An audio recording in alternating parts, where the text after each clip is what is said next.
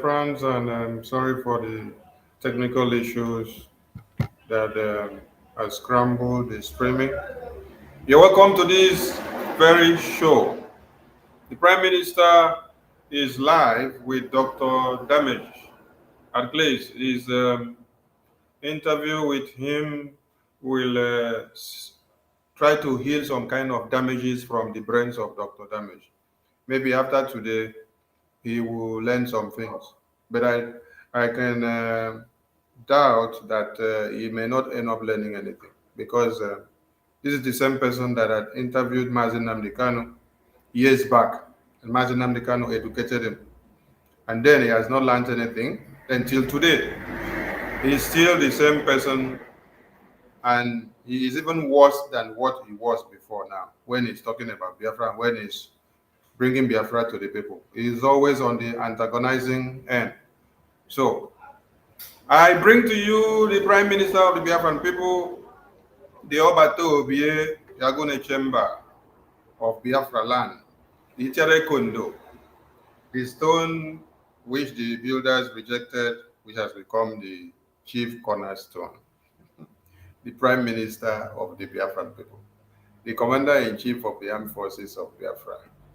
The only reason why Nigeria is still alive, where the indigenous people are still alive, is because of the Prime Minister of Biafra. They want his head on a spike, but yet he is the only savior that has come to save every mankind. Remove Simon Ekpa from the space today, everyone in one Nigeria will buy it because the terrorists have taken over the whole place. So join us as we bring to the screen the live interview of the Prime Minister with Dr. Damish.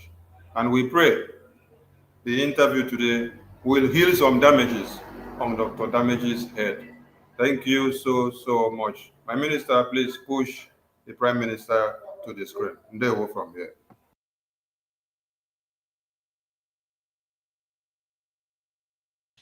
In April 2001, Rafu Wazlike, the leader of the movement for the actualization of the sovereign state of Biafra, Massaw, visited the United States. I traveled from Boston to New Jersey to meet him. I listened to him attentively. I still remember him bragging about how he will return to Nigeria and stop the flow of crude oil from the south to the north. I regret I did not get a chance to interview him. On July 9, 2001, Chukwuemeka Odumegwu visited Boston as part of a worldwide tour to find the person he will hand over the baton to. During that trip, I interviewed him. I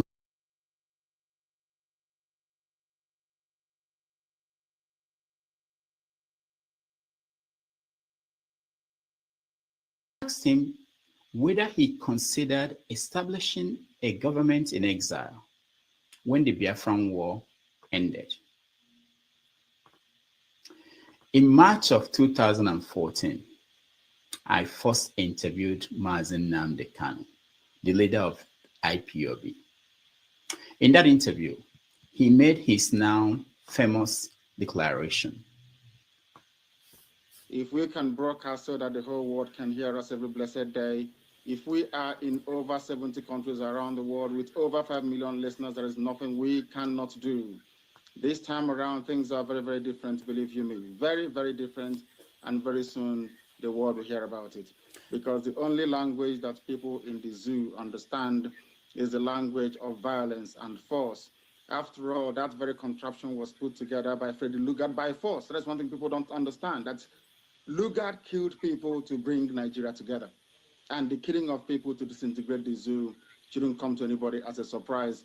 Our promise is very simple. If they fail to give us Biafra, Somalia will look like a paradise compared to what will happen to that zoo. It is a promise, it is a pledge, and it's also a threat to them. They must understand this, that we've had enough of this nonsense. These criminals cannot be stealing money belonging to everybody. I've since interviewed Nnamdi Kanu twice, including this sit-down in New York City in June of 2019. This question all the time. When we meet dignitaries and officials and government and functionaries all over the world, they always ask us, are you sure there are Biafrans in America? I had a meeting in DC and I said yes. They said, but we don't know them. Who are they? So it is very, very important that the people you claim you're fighting for actually come out to say that you are fighting for them. I cannot go to see the US government without being introduced by our people. So for me to make my contact official or what we're doing official with the US government, we need our people to come out in solidarity on the 3rd of July of next year to say that yes, we have given IPOB the mandate to speak on our behalf. So that is what that very much represents in essence. And since Nnamdi Kanu's kidnapping in Kenya and rendition to Nigeria on June 27th, 2021, our next guest has assumed the leadership of the Biafran movement from Helsinki, Finland. Some say he has taken the movement in a different direction. On December 2nd, 2024, he plans to declare once again the Republic of Biafra. Today, I'm pleased to welcome to the show Mazi Simon Ekpa, the Prime Minister of the Biafra Republic government in exile. Mazi Simon, welcome to the show. Good afternoon, good evening, Mr. Rudolph, Dr. Rudolph. Thank you for inviting me today. Thank you so much. We appreciate you and we're happy to have you today. Let me get first the elephant in the room out of the way, which is that when you put out the notice that you were coming on the show, a lot of your people were against you coming.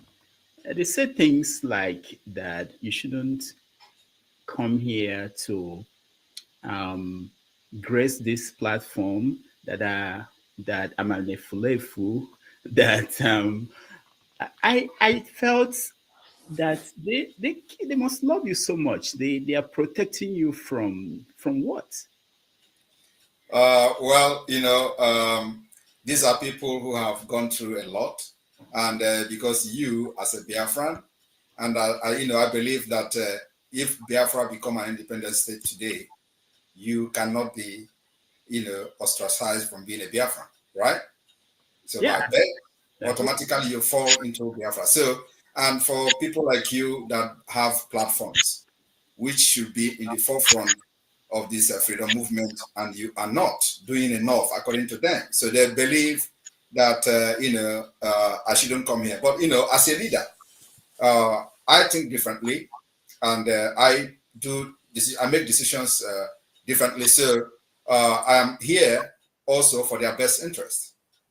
It is because we need to, we have somehow our outreach using our media, and it is time, I believe, we should also embrace other media platforms that have not been preaching Biafra. So I think my coming here today is for their best interest as well, and that's what makes me a leader. So I think differently from them. So it is very important that when those are agitating that I shouldn't come here, I will explain to them later on why it is important that I'm here. And then also, I'm going to be extending my hands of fellowship and open arm to every other despised media platform. I want to be there. So, because it is the right time to talk to people who may have seen our agitation on liberation of Biafra differently, so they need to be educated. So it is important that I'm here to talk to different audience. Thank you. Thank you so much. On my part, I also have to say that when I put out that you were coming, a lot of people felt that I shouldn't bring you here. So I have the same pressure that you have from my own people. But I think my job is to facilitate conversation across every platform, different groups. It doesn't mean that we have to only facilitate conversation with people we agreed with. All right, let's get into that. Something happened in America last Tuesday. There was an election and Trump won. I know that you are in support of Trump.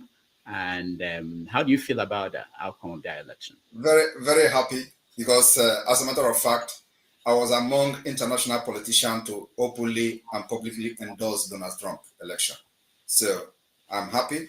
He needed to come and save the world. Now, before I go in deep into that, how do you think it's going to help your quest for Biafra? Well, the United States has a very important role to play in global peace. And what Biafra is doing today is to bring peace and restore stability in Sahel region.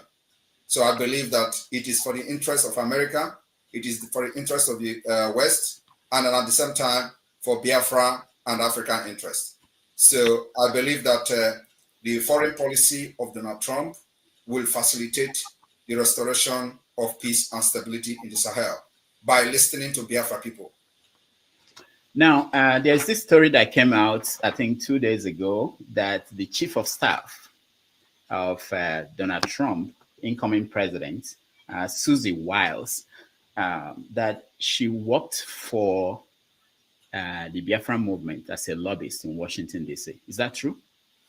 Well, in 2019, I just joined the Biafra movement. So what I would say is that it is a good thing for the fact that we have somebody who already have idea and knowledge about the plight of the Biafra people. She may not be currently representing Biafra, but at least she have been educated, and she once, was in forefront of educating the policymakers in the United States. So it's a very good plus to the Biafra cause. All right. So, but you don't know whether she's currently on your own group, whether you are paying. It doesn't matter whether she is currently in the Biafra movement or not. She is now the chief of staff of the United States, and we must respect that particular office and allow her to concentrate on the United States. The appointments that shall be given by the president-elect. So let us not drag her into the Biafra controversy and all that. So the point is that her firm have represented the Biafra movement in the past, in 2019, and my happiness is that she is well grounded on the issue of Biafra. That's enough. Okay, good. Yeah. Now let's go straight to what is happening on December the 2nd. What are you planning to do? Well, Dr. Rudolph, Biafra has come a very long way, and everybody has their way of agitating and pushing the movement for the freedom of Biafra. You will agree with me that Nigeria is not working. Nigeria will never work. And so what we try to do is to bring alternative to our people. And it is the Biafra people first, before any other Nigerian. So we are moving Biafra people forward, securing their future. And the only way to do that is that we need a separate, independent state where we can govern ourselves the way we want.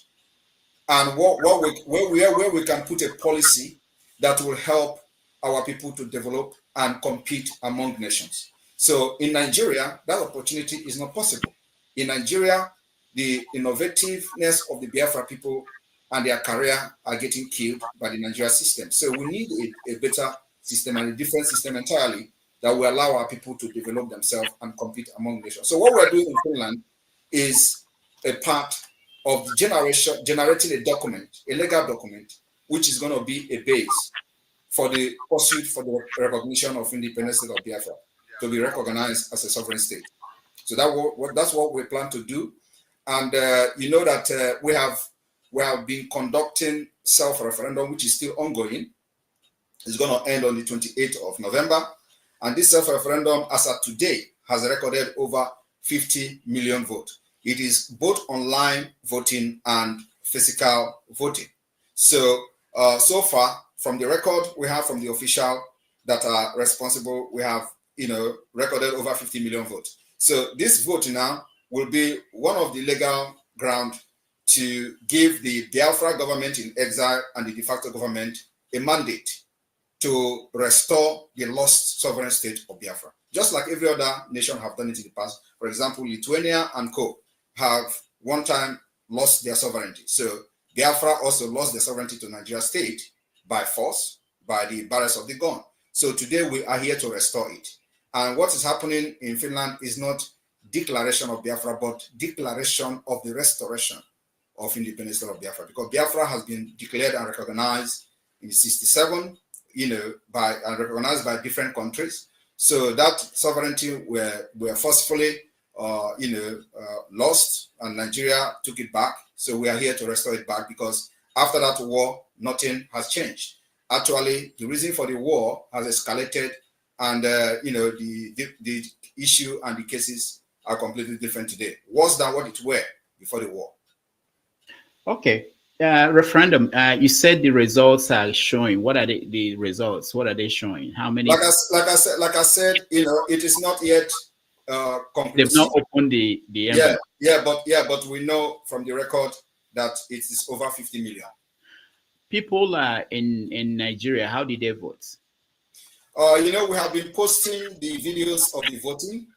One thing that people don't know is that, first of all, I would like to educate those who may have not paid attention because of propaganda of the Nigerian media and those pushing it. Biafra today has a de facto government, functioning de facto government in the homeland. And in this de facto government, we have 40 United States of Biafra.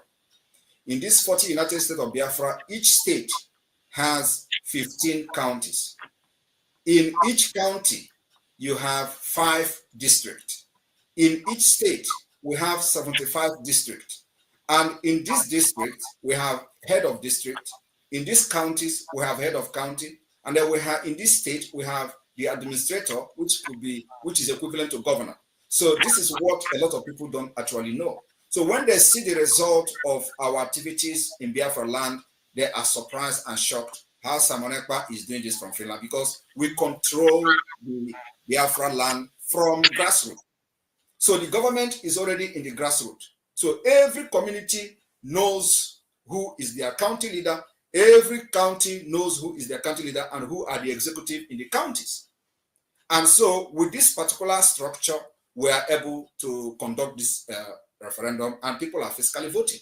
And of course, it may also shock you that the reason we have succeeded so far in the civil disobedience is also because of the structure, the strong grassroots structure that we have, which Nigeria, know, but of course they don't want to tell the other citizens who are available to understand why every effort to stop the sit at home has failed. They tell you it is because people are getting killed and stuff like that. It's a lie. It's because we have a very structure, from the grassroots. All right, we are going to get into the sit at home and everything else, but explain this for me. Let me understand. So the administrators in 40 states in Biafra land today. Yes, there are 40 administrators that are in each state. There are 15 county head. In each county, there are 5 district head, and there are other, the chain of leadership and all that from the state down to the district level. Do these people interact with people? Do they know them? Of course. They are completely in charge of Biafra land. That's what is going on. So if I call Ebonyi State now, I can get the names of people. You may not get the name of anybody in Ebonyi State unless you are into the struggle. Okay. So what about people who are not into the struggle? How did they vote? Well, those who are not into the struggle are not necessarily going to vote. These are the people, the few percentage of the people making noise on social media. But those who are in the struggle are voting massively. Like if you look at the videos we are posted on social media, you will see crowd that will shock you. Yeah, even more organized and better organized than Nigeria election. You can agree with me if you have come across the videos. Yeah, but for you to now say that the Biafrans all voted and this is the percentage that supported it, wouldn't it be good that everybody had a chance? Well, that is the point. We gave everybody the opportunity to vote, but at the same time, because this is a struggle and we are in a very fragile state, so we make it possible for people to vote online, right? And then in a struggle like this, you have to also be very security conscious, considering the fact that Nigeria is a terrorist state that kills people who agitate and do protest. So we don't want to endanger the life of our people by trying to prove that everybody have to participate. Everybody must not participate. Even in the Nigeria general election, not everybody voted, and somebody is still a president. So we don't need to prove, everybody that Biafra have participated. Those who believe in Biafra should participate, and they participated, and they are still participating because the vote is still ongoing to the 28th of November. What about people abroad? You mean in New York here, there are people? Yes. Everybody is voting online. Those of Biafrans abroad are voting online. And we created a voting system using the Google platform. And you have a way of verifying that these people voting there. Yes, we verify. And of course, like those who want to dispute, who want to argue, we give them opportunity to conduct their own referendum on behalf of Biafra people. All right, this is interesting. Now let's also look at another thing. You have a new constitution that just came up. Yes. How was it? Who wrote the constitution? How did the constitution was drafted by the representative from the entire 40 states of Biafra. So we have people, every state volunteered the people to participate in writing the constitution. And that is some of the problem or the confusion that people don't actually understand. Everybody must not be part of the constitution at this point, but those who believe in the struggle presented and volunteered to be part of the struggle, part of the constitution. And so that's how we arrive at the constitution that is still open for amendment. Constitution is never complete. So you have the names of the people that drafted it. Do we know? Yeah, we have the names of the people that drafted the constitution. And then also, is it public? Listen. It is not only the constitution, as a matter of fact. We have what we call the Declaration Drafting Committee. The Declaration Drafting Committee also cut across board from all states. People volunteered to be part of the drafting committee. So that you bring your idea. Of course, not everybody's input will be taken, but it has to be somehow consolidated into the declaration. So the declaration itself is like a document where we have we try to bring in every idea, every grievances that Biafra people who are representing their different states brought into the committee. So we try to bring everything together, and there are different kind of grievances that we are on that ground. The declaration of the restoration of independence state of Biafra is happening in this December. So what we are doing is to carry everybody who believe in this Biafra government along. We don't need to go and drag people who don't believe in the government. So you have to, first of all, believe in the government, volunteer to be part of what we're doing, and you are welcome. So we are not discriminating anybody or pushing anybody away. So those who believe in what we are doing are part and parcel of it. Now, the states, back to the states. Did you go beyond, because I get a lot of comments about the Biafran. When I posted that you were coming, people wrote and were saying, remove us from this year Biafran talk. How did the states go? Is it the 5 eastern states that you broke into 40 different? No, sorry. This particular structure of 40 states has already been there. It is not my making. So what I did was to bring everybody who are involved in the Biafra struggle even before I came in. So I told them to bring in the structure that they have, and we start working on that. So it is every state brought in their state map. They brought in their state structure. It is not my making. So what I did was to harness the already made structure from the 1967 down to Owazurike Mosob, down to IPOB, and to what we're doing. And so we consolidated everything and make it to be more, organized structure as it is today. So it is not my making. It is the making of the people. Every state brought their structure, brought their county structure, brought their district structure, and that's why it is called, it's going to be the Confederated State of Biafra, because we're going to practice confederation, where these states who brought in their state structure are going to be on their own. So what about people who are saying they don't want to have anything to do with Biafra? That is part of life, and it's part of democracy. Even in Nigeria, when Nigeria was fighting for independence, North didn't want to go to be independent, right? But today they are the one who enjoy it most. So we are not bothered about those who say they don't want to be part of Biafra. They are just a few individuals, just like 1% or even 0.0% of people hijack Nigeria and impoverish everybody today. So those people saying they don't want to be part of Biafra, are they enjoying the killings in Nigeria? The answer is no. So we don't actually care about what they say. That's why we have gone this far. Because few people cannot hold everybody hostage. Mm. You are following the trial of Nnamdi Kanu in Nigeria. What do you make of how it's going? You know, I don't believe in Nigeria system, in court system. Nigeria doesn't have a court. Nigeria doesn't have a judiciary. So, and that's why I don't know whether you are aware, we have actually banned anything judiciary under Nigeria in Biafra territory. And they are folding up. So if you are not aware of that, I want to make it clear today. We are going to lock them indefinitely. And they will never come back until Biafra become an independent state. After the 2nd of December declaration, we start to pursue the legitimacy of Biafra. Nigeria court system and judiciary can never ever function again in Biafra land. It's a threat and a promise. How is that going to happen? How are you going to do it? It is already happening. Are you not seeing them folding up? That is to show you that the Biafra have taken over their land. Our plan is to delegitimize Nigeria from the Biafra territory, little by little, step by step, stage by stage, and that is happening. So judiciary is the next, because judiciary in Nigeria has contributed to the entire anarchy you see today. The insecurity you see today is the judiciary. The instability you see today is the judiciary. The banditry, terrorism you see today is the judiciary. They have not done anything that will bring justice, fairness, and equity. So we don't need those kind of system in our land. So, and if you're asking me how we're going to do that, we're already doing it. You see, they are folding up. That land belongs to us. And Nigeria has been rejected by the people. Over 50 million has given us the mandate to chase away Nigeria from our land. So however we're going to do it is what the government will decide. And we're doing it the way we want. Okay.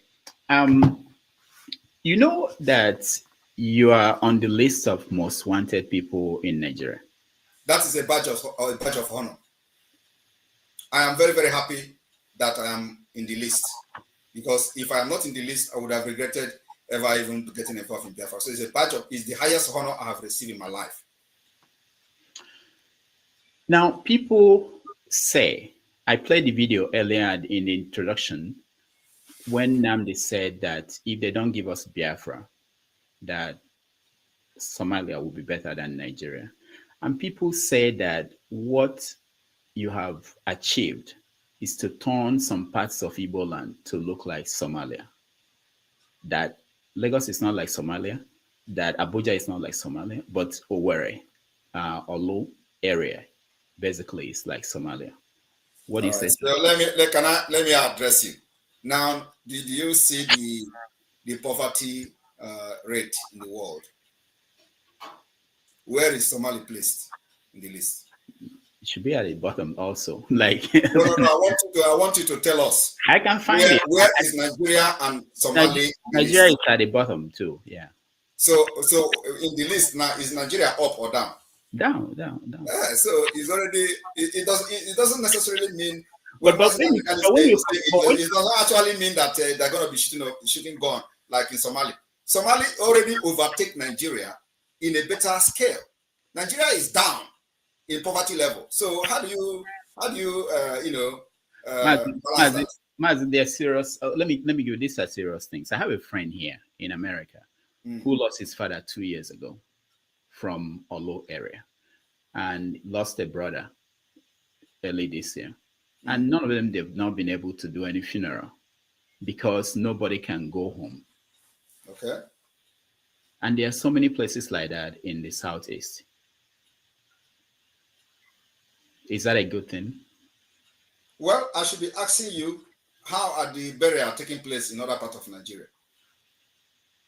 No, the way people are reading this, they are saying that it's a consequence of this confrontation with the Nigerian authorities. So how is this confrontation making people not to have burial in Biafra land? Can you explain? Because it's not safe. That's what they said. That's why he hasn't So gone. who is making it not to be safe?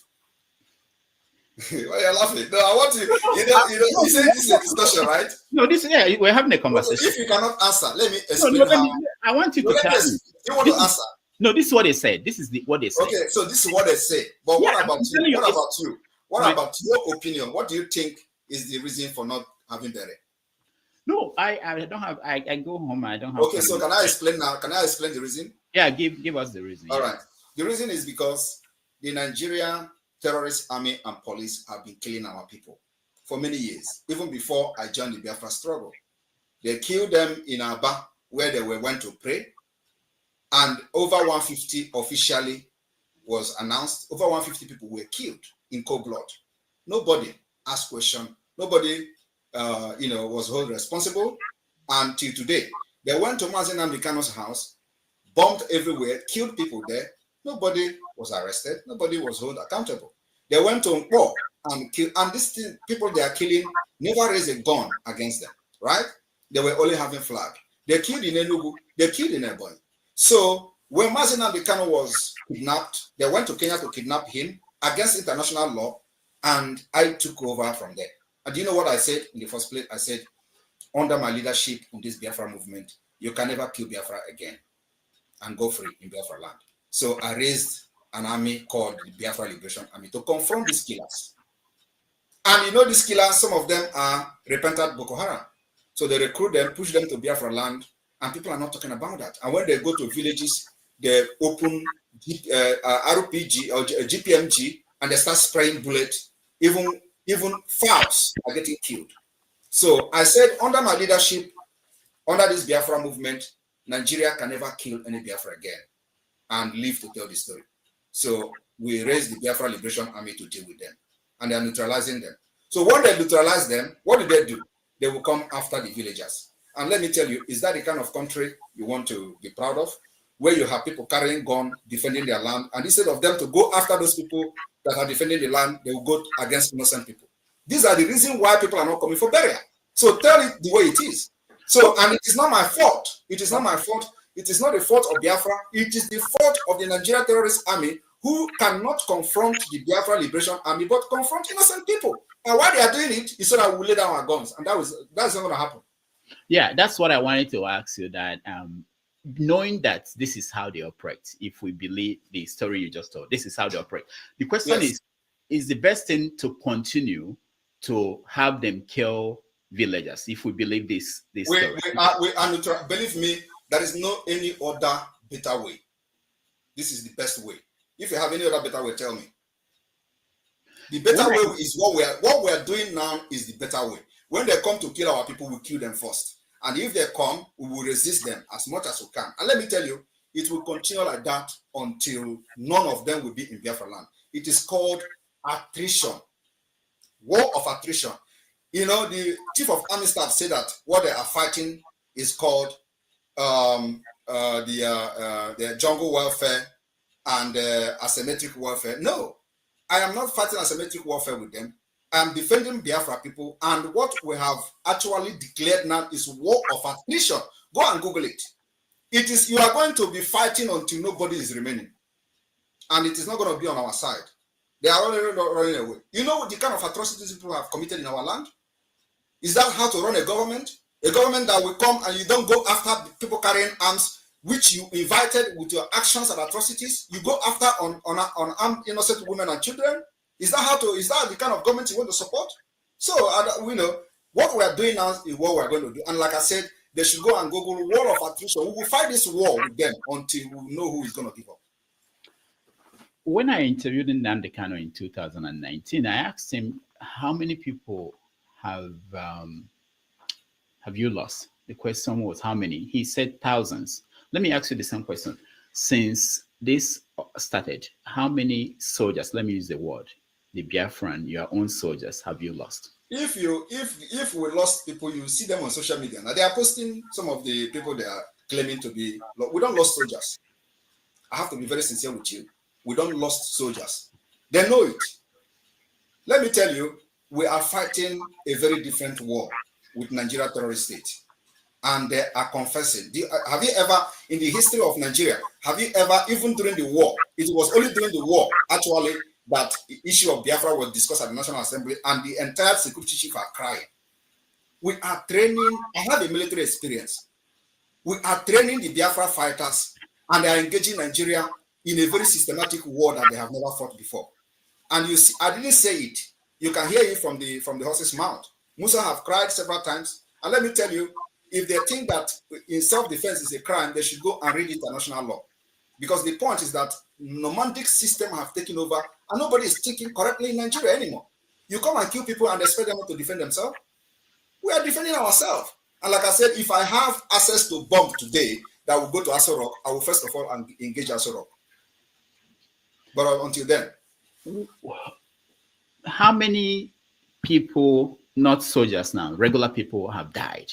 They should give you that report. They are the government now. They should give you how many people they have killed. Right? They are the one who killed the people.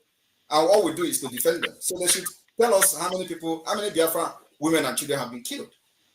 Because at least you have never had in any news, that Biafra Liberation Army invaded the village and killed everybody there. Just like you see in the north and see in the other part of Nigeria. But the military are the one killing. We saw them how they kill people in the Onokoma community. They're born everywhere. Nobody is talking. So when they say that people kill soldier in Ukoma, nobody know what led to killing of the soldier in Ukoma. But you know what? Everybody was proudly saying, "Oh, the military will come and burn this." We don't want to be part of a such system where they will not go after criminals.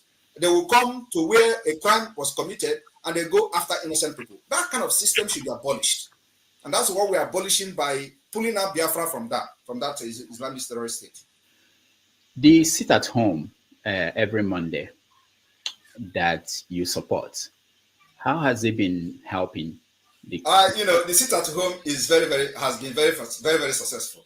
What people don't know is that when we started the sit at home, because the point is that they don't know why. They don't know why we keyed into the sit at home very much.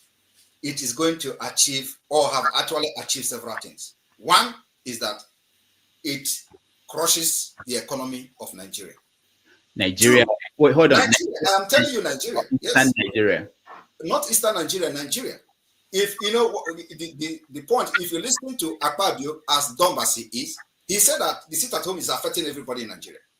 And nobody's paying attention to that. They have lied and used to propaganda to say, "Oh, is the economy in the East?" What have the economy in the East done for over 50 years? Nothing. Now, let me explain. I'm still explaining the sit at home. Now, it crushes the economy of Nigeria. Two, we are delegitimizing Nigeria government from Biafra land because it is one of the way to prove that they have no control over the people. Three, they have also that sit at home that demonstrated that they have lost legitimacy over the Biafra people. You don't know what is happening. So you are very close to Sowore. You should ask Sowore, why did he say that the Southeast has, systematically left Nigeria? It is because of the sit at home, because they have lost control over the people and they're listening to only Biafra government. It's a pathway to our freedom. And now we are, and let me also explain to you that we are using four different mechanisms and different approach to fight this freedom, which has never been done in the past. One is the political approach. Two is the diplomatic approach. Three is the armed struggle self-defense approach. And four is the civil disobedience, which sit at home is part of it. So these four different mechanisms is what we're using to delegitimize and fight Nigeria to our freedom. And it's working perfectly. The local women who cannot go to the market, the students who cannot go to school, the workers who cannot go to their offices, the businesses that are leaving the East to move to other places, who is paying the price for that? They have a better business ahead of them. The students have a better school to attend in future. What we are doing is a price they have to pay. It's a price for freedom. Freedom does not come free of charge. So we understand all this nonsense Nigeria is saying. Nigeria will tell you, "Oh, your business is being destroyed. Oh, your school." Ask yourself, those people that went to school for over 50 years ago, what have they done with education? Nothing. So we are going to bring alternative education that will work for them. So they have to pay the price of not going to school if they have to not go at this point. And those who don't go to market have to also pay the price of not going to market. Because I believe they would not prefer to have a bomb being thrown in every market every day. Because it's happening in somewhere else in order to get freedom. So we are not going to that particular, fight or defense at this point. At least nobody is, even though they are throwing bomb in Imo State. I don't know whether you're aware of that. They are bombing and all that. We are fighting them with our anti-aircraft. Even though our anti-aircraft may not be the modern, sophisticated anti-aircraft, but it is doing something. At least they don't fly 10 minutes, more than 10 minutes, and they will run away. So these people that are complaining about school, they should give us a break. It is the price that these people have to pay. Those people complaining about not going to shop or stuff like that, they have other days to go to shop. Every Monday is a sacrifice that we have made to make sure that we speak to the entire world and prove that Nigeria have no control over Biafra territory. That's what we want to achieve, nothing else on that particular civil disobedience. Now, Igbo people at home, they say that people like you abroad, you are enjoying your life. They see videos of you dancing, drinking. They say, why is it that they are the ones paying the price? People in Lagos, people in Abuja, Igbo people, they are not. There should be more worried that I left those particular enjoyment that I'm doing, including going to club that I used to go, including all the enjoyment I used to travel everywhere. I'm not doing that anymore for them. So they should be more concerned that why should I live all this life I was living? Why should I not just enjoy myself? Because I have conscience. I have come to this country not by my power, but God brought me here so that I will live and bring something back home. And I don't want to bring politics back home. I don't want to bring anything. I want to bring freedom back home. Because many people travel abroad and all they do is that, I want to bring something back home. Ask them, what do you want to bring back home in Nigeria? How many Nigerians have traveled abroad, studied, become PhD professor, they went back home? What has been their contribution in Nigeria system? Nothing. If you go there, the Nigeria kills you. The system kills you. You can never, even if you are a saint, once you go to Nigeria, you get corrupt. So I did not come here to learn politics, to learn something to bring back to Nigeria so that Nigeria will corrupt me. I decided to bring freedom to my people because that's what they need most. When you see Nnamdi Kanu appear in court and say that he would like the sit at home to end, do you ignore that, or do you? I ignore that. Why? Because he's not a free man. So what will it make you believe what he's saying? He just played his voice when he was a free man talking with you. So what you heard in the court, does it sound the same? I will listen to him when he becomes a free man. I'm not only a free man, no, he has to come to Finland and sit one-on-one with me before I can listen to him. That is my condition. Because the reason why he is being incarcerated today is because of what I'm doing. It's because of the Biafra. So he cannot be captured because I know the reason they captured him is to end Biafra, and then you expect me to dance to their tune. It's not possible. Even if they bring him out today and he stay in Nigeria there and say, Simon, Epa, stop, I'm not going to stop. So are you planning to go back to Nigeria? People say that... I don't go to Nigeria, I go to Biafra. Yeah, but are you planning to go to Biafra? Of course, I will go to Biafra. I will go to Biafra. Why am I fighting? I will go to Biafra to be part of building a system that will work for everybody. When? When Biafra is recognized. By international community, by you and all other. Now, if an American official who is sympathetic to your cause, the Biafran issue, hear you speak, do you think that they will be inclined to openly come out and say we support people? They don't need to openly come out. They should. Most of them have had meeting one-on-one with them, and the way I talk with them is differently from the way I talk here. So they listen to me and they buy the idea. How do you talk with them? I talk with them presidentially. Because of course, when I'm here, that I'm talking with my people. When I talk with them, I talk differently. So, and when I talk with them, I present Biafra as a solution, which is the way it is. I present Biafra as a solution to restore peace and stability. That is the only way to restore peace, because what you see today, the Islamic movement happening today from the Sahel down to the entire Nigeria region, interest is tied to Biafra territory. Now, not beyond the way you talk to them, what about what you do? Like things you celebrate on your social media. It's my personal life because I'm No, no, fighting no. for I don't mean dancing. I mean Okay. things like when there are military officers killed. You show. Are you not seeing military officers killed in Ukraine being posted by Israel, or the terrorists killed in Gaza being posted by Israel defense? So you think it's okay? It's okay. That is the only way to show the enemy that you are dealing with them. All right. At this point, let's take a break. We'll come back. When we come back, I'll play some videos, get you a reaction to the videos, and then we are going to invite people who are watching to join us in this conversation with the Prime Minister of Biafra Republic in exile. We'll be right back. Yeah. Okay.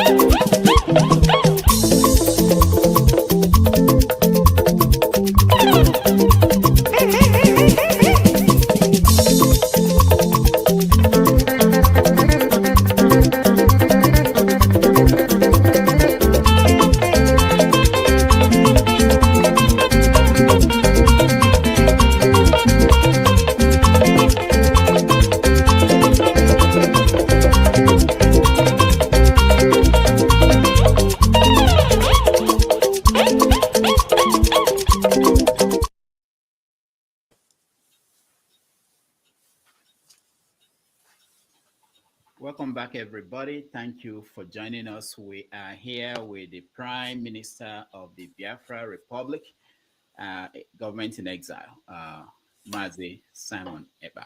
So please, we have about 3,000 people watching. Can you like the video so that more people will be able to see it and hear the ideas coming out from Mazi Simon Eba? All right, let's continue. I had during my interview with Ojukwu, that was 2001. So I asked him, why didn't he start a government in exile when the Biafran War ended in Nigeria? This is the answer he gave. Because I didn't see what good it would do. Or it would do me personal good because some people will still look upon me as a head of state. And they will certainly, in certain places, give me red carpet receptions. But is that what life is all about? Life is about the betterment of a lot of the millions of people at home. I had to consider very seriously what possible reaction a government that for 3 years had intent on genocide will have on such a situation vis-a-vis our people who are still captive within the Nigerian situation. A lot of people who look at what you do, they keep going back to our people.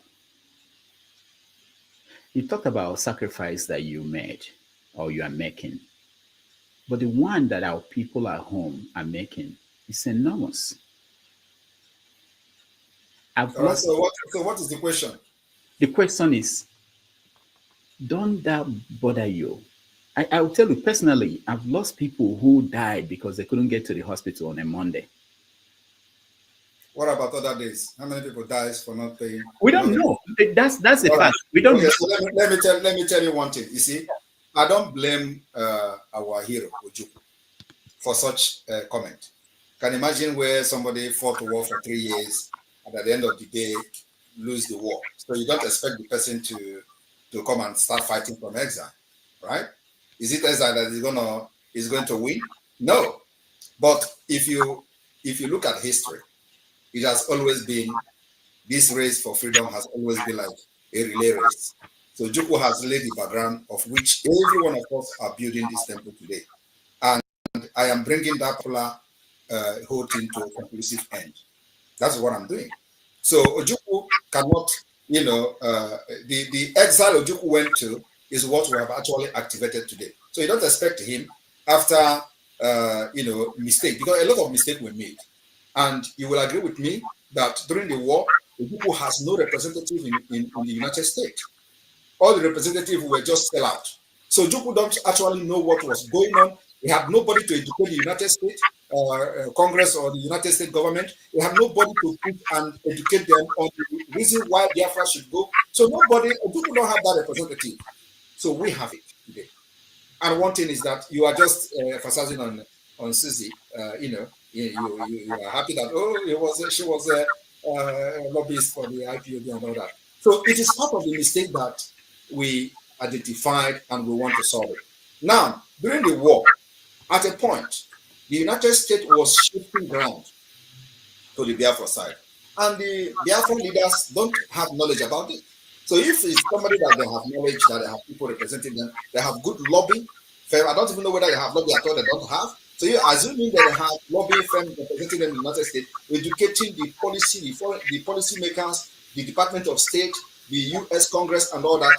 I don't think Biafra, although that's how God wanted, I would not want to change the wish and the will of God. So God wants it to happen that way. And today we are, using that particular foundation that was laid, that mistake that was made, and today everybody have seen that actually Ojukwu saw tomorrow. Because the thing he saw that Gowon didn't see have consumed his people today. Gowon today, after fighting Ojukwu and Biafra people, cannot even stay in Nigeria. He ran away to the United Kingdom. At age of 80 or 90, who does that? He should be proud to stay in his village where he stood Biafra, 3 million people through starvation to become one, for Nigeria to become one. But why is he running away? Because the country failed. That thing Ojukwu saw because it was Biafra people that were paying the price in the northern Nigeria. Every given confrontation, Biafra people get killed. So today it is no longer Biafra people. Gowon people are getting killed, and today many of them are living in IDP camps. So Gowon could not save his people. He ran away. So if he actually saw what Ojukwu saw today, I don't think he would lead Nigeria to war against Biafra. So what I'm trying to say is that Ojukwu did the right thing as somebody who fought for 3 years and lost the war. And we have learned from Ojukwu mistake. We have also learned from Wazirike mistake. In case you don't know what the mistake Wazirike made. The mistake of Wazirike was that when Wazirike was captured, just like Mazi Nnamdi Kanu was captured and kidnapped from Kenya, Wazirike was incarcerated. What did they do? They connived with all the commanders of Wazirike and brought them to the prison and said, you see, all the hitmen, all the strong men you have are with us. And who did it? Andy Uba. Right? So from there, during Obasanjo time, from there, Wazirike gave up. He said he looked at all the people that he was fighting with, all the men he had his hope on. All of them came with Andy Uba, a politician, to the prison. So what can he do? He gave up. The same thing they want to do to Mazi Nnamdi Kanu. They capture him in Kenya, and all the commanders of the Eastern Security Network, they started killing them. I came to rescue them. That's actually what I did. So I saw those mistakes, and I built the tent and built the fence to make sure that it never repeats itself again. And so what did I do? I began to organize, bring in more organized and more structured movement. And then I also approached the former government in exile, which actually Ralph Wazirike was part of. They failed me. And I know they will be listening. They failed me. That was actually what led to the formation of the present government of Biafra in exile. So all these things, I try to bring everybody together. I try to let those people who have been there before to come and bring what they have on the table so we can use it. Because I just joined Biafra in 2019. So, and what I did is, this Biafra have lingered for ages and we have history. So we do not need to fight this thing with guns and bullets alone. So there is a need for a well-structured and organized system to get this Biafra done. And I said, I will not fight this more than 5 years. So I gave myself 5 years to fight for Biafra and actualize Biafra. And this is where we are. This is the 5th year. Now, when I interviewed Nnamdi Kanu, I asked him what role he would like to play if Biafra were to come, and he said he wouldn't want to play any role.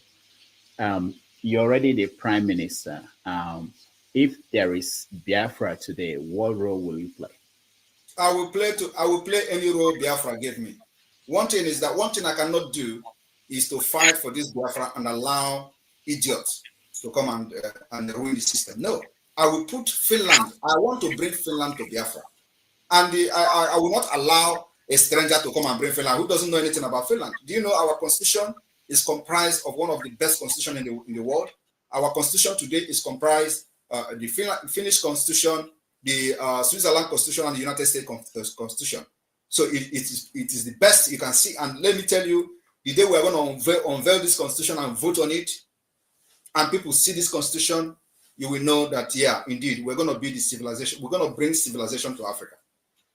So I cannot fight for Biafra to bring a better life, a better system that works for the people, for the interest of the people, and then somebody else who do not know the plan I have for Biafra people to come and start. No, it's not going to happen. I will be part of the government. So what role will Nnamdi Kanu play? Mazi Nnamdi Kanu have his own right to make a choice. So we cannot force him, but I believe that when he was making such comment, he don't know what we have done today. If he come out today and see what we have done, I believe he's going to have a change of mind.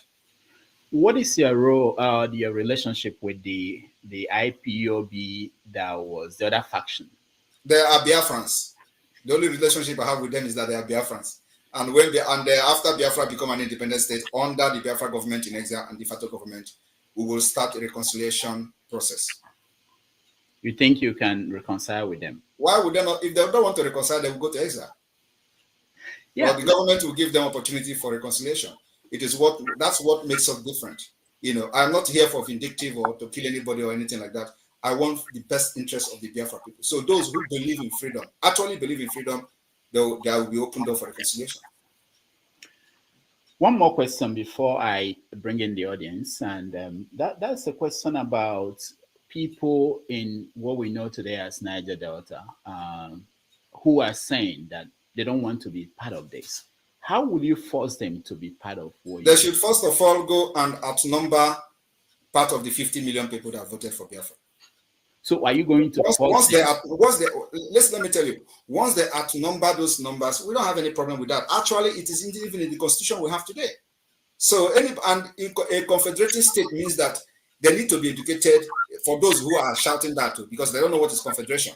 So they can still have whatever they want to have, do whatever they want to do in their state and all that, because they are completely free from everything we are doing. So if they feel that they can have a defense system that works for them, good for them. We can't do what Nigeria did to us to them. And let me tell you also that the issue of Niger Delta this, Niger Delta that is something that the Constitution of Biafra have actually addressed. So, and there's not going to be a better system than what we have today, this confederating state of Biafra, where they will have their choice and their right to do whatever they want to do, have their own constitution, have their own parliament, each state on their own. That is the best. And then our defense is the same, because we're going to have enemies that will surround us. And these enemies that will surround us is not just against us alone. They are against America, they are against the West. So America needs us, the West needs us in order to protect their interest, because once we protect the interests of America, we protect our interests. Once the business, the trade, the shipment and all that begin to move, our own interest is also protected. So when people talk about American interest, it is as if it is only America we are fighting for. No. When American interest in the region is protected, our interest is protected as well. When there is no piracy in the sea, after Biafra have become an independent state, we combat piracy, like the way they are spending billions today, they can't move freely in the sea and all that. That will end automatically. And our army will be army that is not going to have any Islamic affiliate, any terrorist affiliate, just like we have today, people that are affiliated to Boko Haram terrorist group. We're not going to have that in Biafra land, right?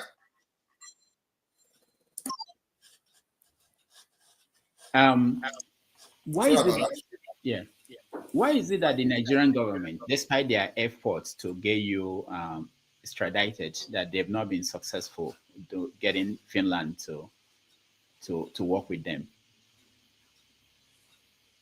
Finland doesn't work with a terrorist country. All right. And they will never work with terrorist country. That I can assure you here. But you know that they are making moves. Which move? The Nigerian governments they can make moves for all I care. I am here standing very strong because I know I'm not doing anything wrong. All right. So for those who want to join us, I posted the link. And also, Rudolph. Yeah. I want to say something here because this is an opportunity for me to address you. Okay, go ahead. And so I want to say this.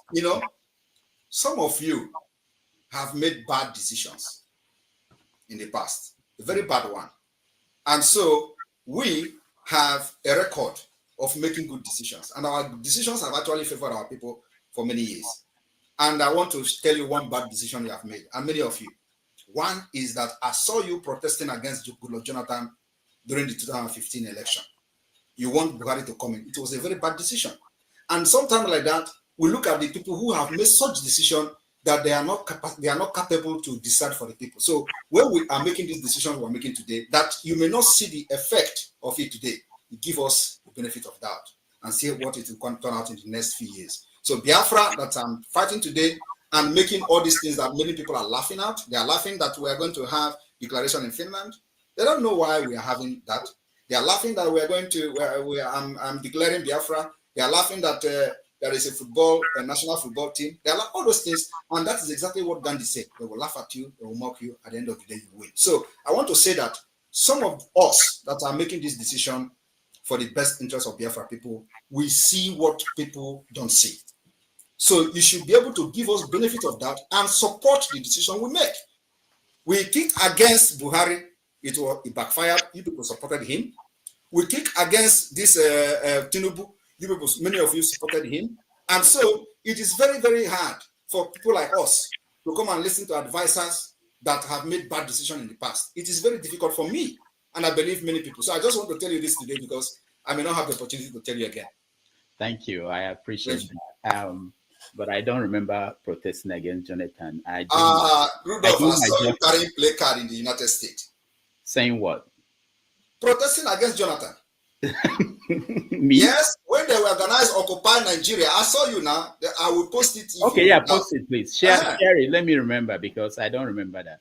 But anyway, thank you so much. I really appreciate you taking time coming here. I will still ask you for more questions, but I want to give our viewers a chance to also weigh in.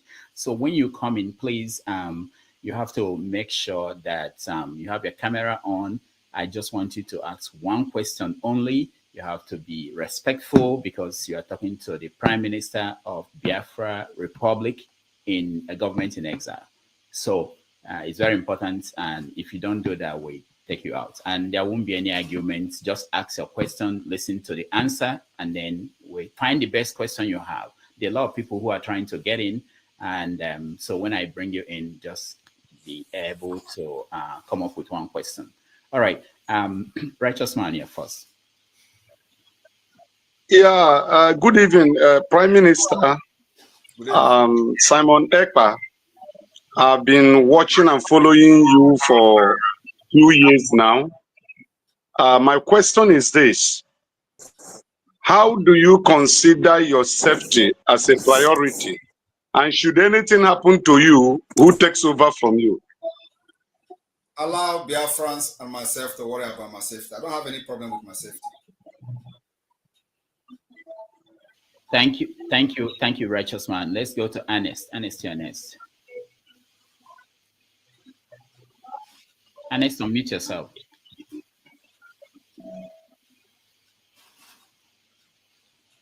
All right, so Ernest, I have to remove you if you can unmute yourself. Let's go to Okija and Okija. You're next. Hi, can you hear me? Yes. Okay, so Mr. Eba, I mean, some people, might, think that this is funny, but this question is funny, but it's not. Behind you, I see American flag. I think that the other one is a Finnish flag, and the Israeli flag. And then, behind those flags, I mean, including the Biafran flag.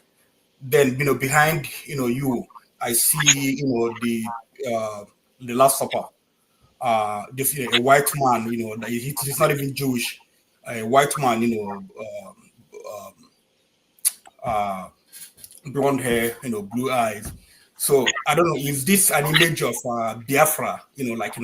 Is Biafra gonna be like a servant state to all this contraption? With the white man, I don't know, because what I know is that our people, we have our own religion.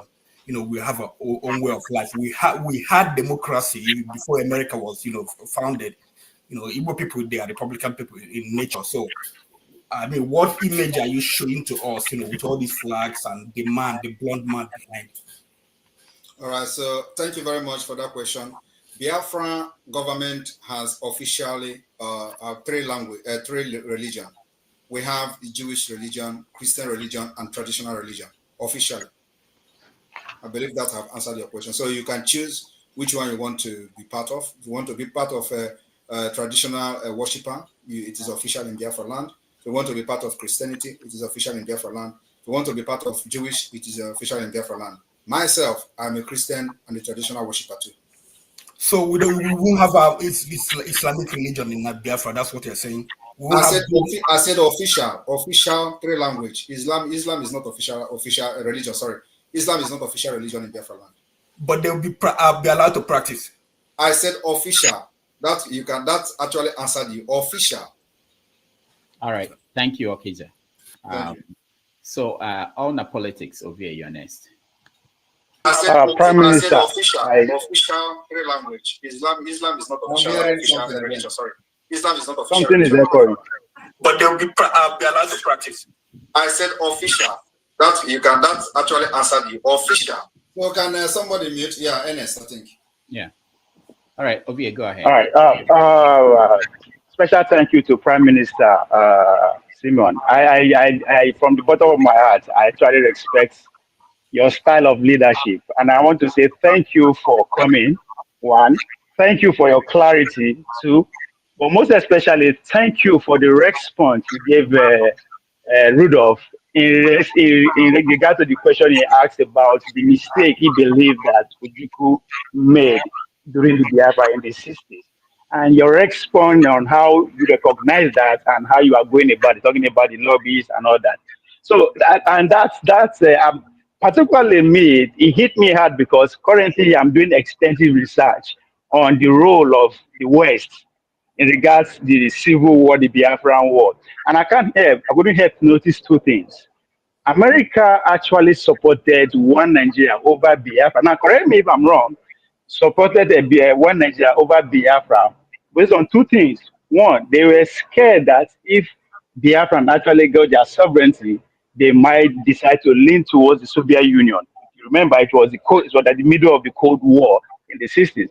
That's one. Two, another concern of them is that if they allowed that to actually the Biafra to actually get their sovereignty, it might become the norm within the sub-Saharan region or indeed the whole continent, and that would be too much for them to deal with at that time. So that's why they fully supported. But event that is happening today is as the same as what happened in the 60s, but in this time take a different face, which is China in disguise of BRICS. Why, of course, the still almighty United States. And I noticed that I don't know if I can be heard. I noticed that you are happy that Donald Trump won. So I'm curious. In order to avoid the mistake that Donald believed that Ojukwu make in the 60s, is that why you are in total recognition of Donald Trump coming and the supremacy of America? Or what do you believe that Tinubu-led administration, which has more to bargain with? I don't know if my Yeah. I don't know, Rudolph, can I answer him? Yeah, go ahead. First of all, I would like to say that Ove is a very good friend of mine before. So, and he knows me very well before, not now. So I thank him for the acknowledgement. But if anybody knows me, Agbaje knows me very well. I don't know whether he has told you that. Yes. All right. So to answer him, the reason why we are very happy with the Trump administration coming into the White House is because of his foreign policy, which I believe every reasonable person in the world would be very happy for Trump coming back, because there are crises everywhere. There are wars everywhere, which are actually avoidable. So, and we believe that Trump foreign policy will fix those issues, because sometimes you need some kind of radical leaders to make things done. And Trump is one of those radical leaders that will change things, will change the paradigm in the entire globe. So on the issue of whether it is whether Trump is going to support Biafra, or whether what you asked about during Ojukwu time and all that, the reason why we are doing what we are doing today is that that mistake I explained before, we are now in Washington, D.C., heavily present in Washington, D.C. I have met with number of congressmen.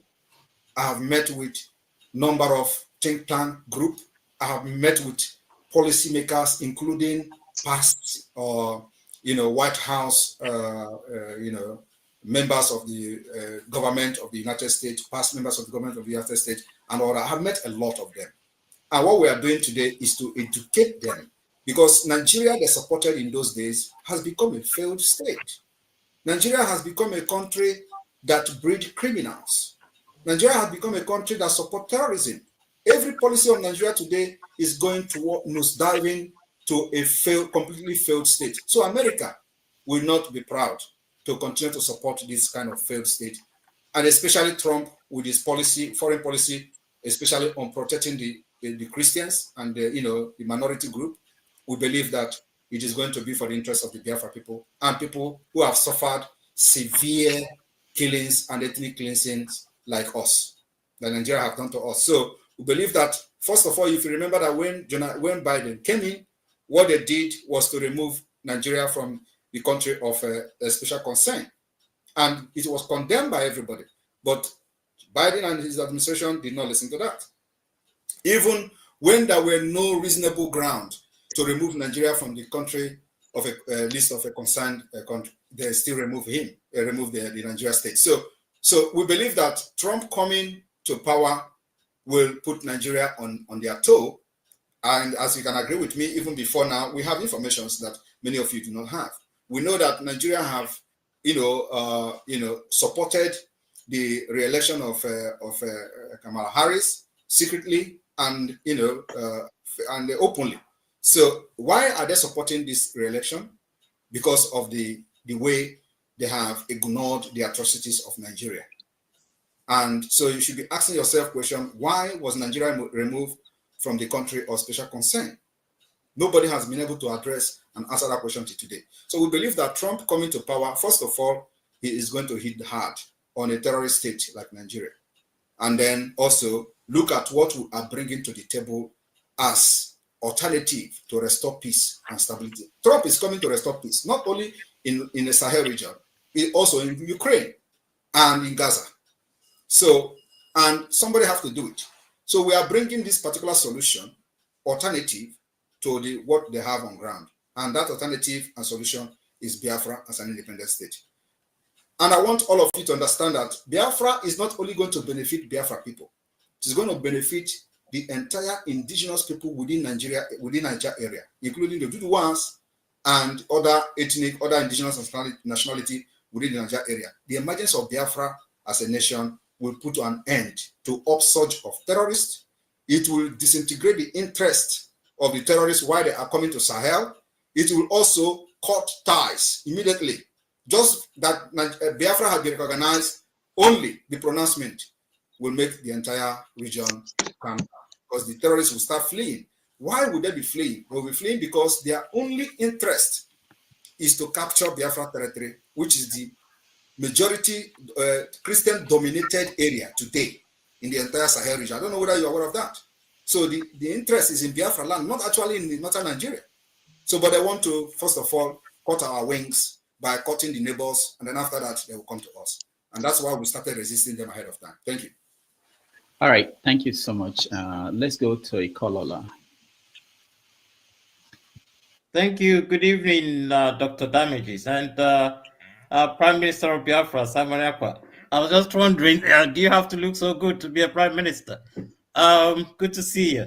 Thank you. That is so good. At least I don't want to look like the ancestor in Nigeria. I'm a young man, so I have to look good. Thank you. Okay. Right. This is my question to you.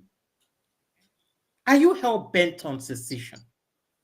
Must we secede? Must Biafra break away? Is that the only solution to the Igbo problem? And please, that is not the only solution.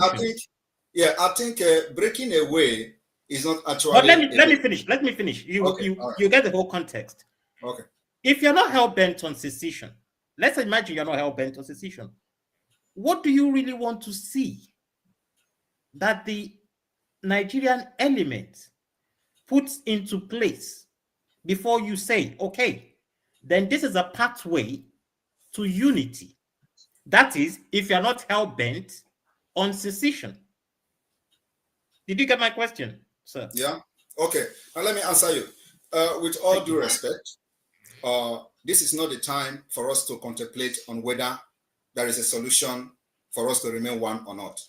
This issue of whether we are going to remain one is something that we cannot revisit again, because the agenda of the Nigeria state is not for developmental purposes, is not to help the people, the citizens of Nigeria, is not to bring any innovative ideas, It's not to build infrastructure, to bring security, to build road, give hospitals, schools. No.